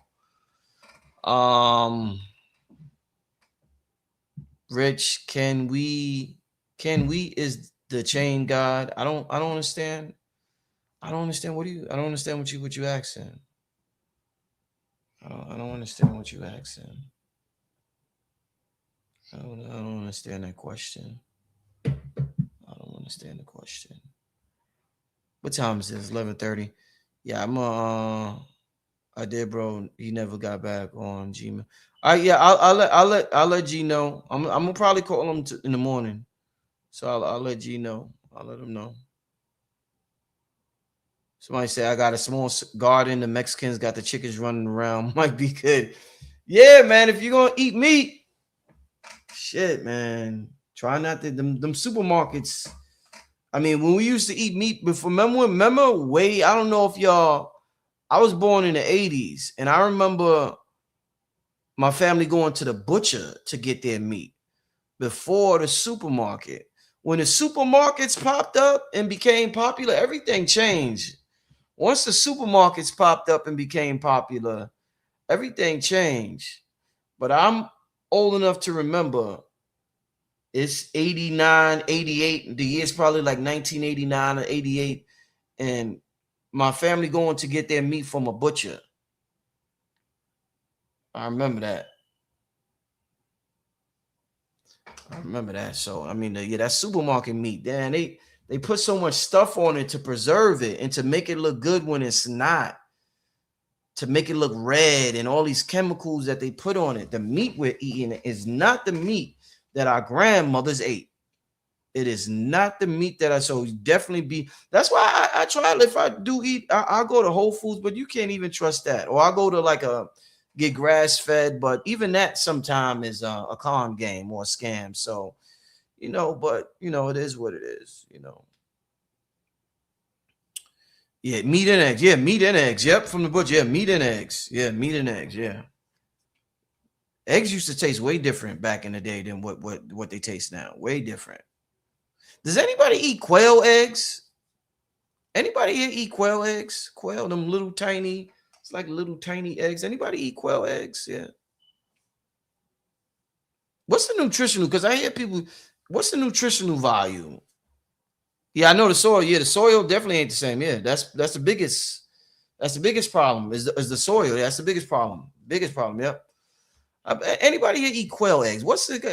I be hearing about what's the nutritional value? What's going on with quail eggs? I had them before. I eat them sometime, but I'm like, what's the deal with it? It is time, wine and where love. Okay, so you eat the quail eggs? Okay, I want to know what's the deal with that? Is that the same as regular eggs, or is that another, same shit? You eat duck eggs? Okay, yeah, I think. Yeah, everything is tampered. Yep. All right, let me get out of here, family. Yeah, I definitely want to have a conversation about this stomach bug, if that's what it is, or a parasite or whatever, and just possible solutions for the family. But shout out to everybody for the show tonight. Shout out to the brothers that called in on the show tonight. Appreciate it. But like I said, I'm on my second day of fast, so I'm gonna go have me some tea. I'm gonna go have me some tea, and then I'm gonna head to bed after that. I think I'm gonna call Dr. B right now, though. Because I really want to know if he heard it, because he's like, he talks about parasites every damn show. So I want to ask Dr. B if he knows about this parasite. Okay, quail is a natural animal, unlike chicken. Okay. All right. Protein, less fat, I believe. I get fresh farm eggs straight out the farm. Okay. Quail is the original chicken, they say, for the Hebrew. Okay.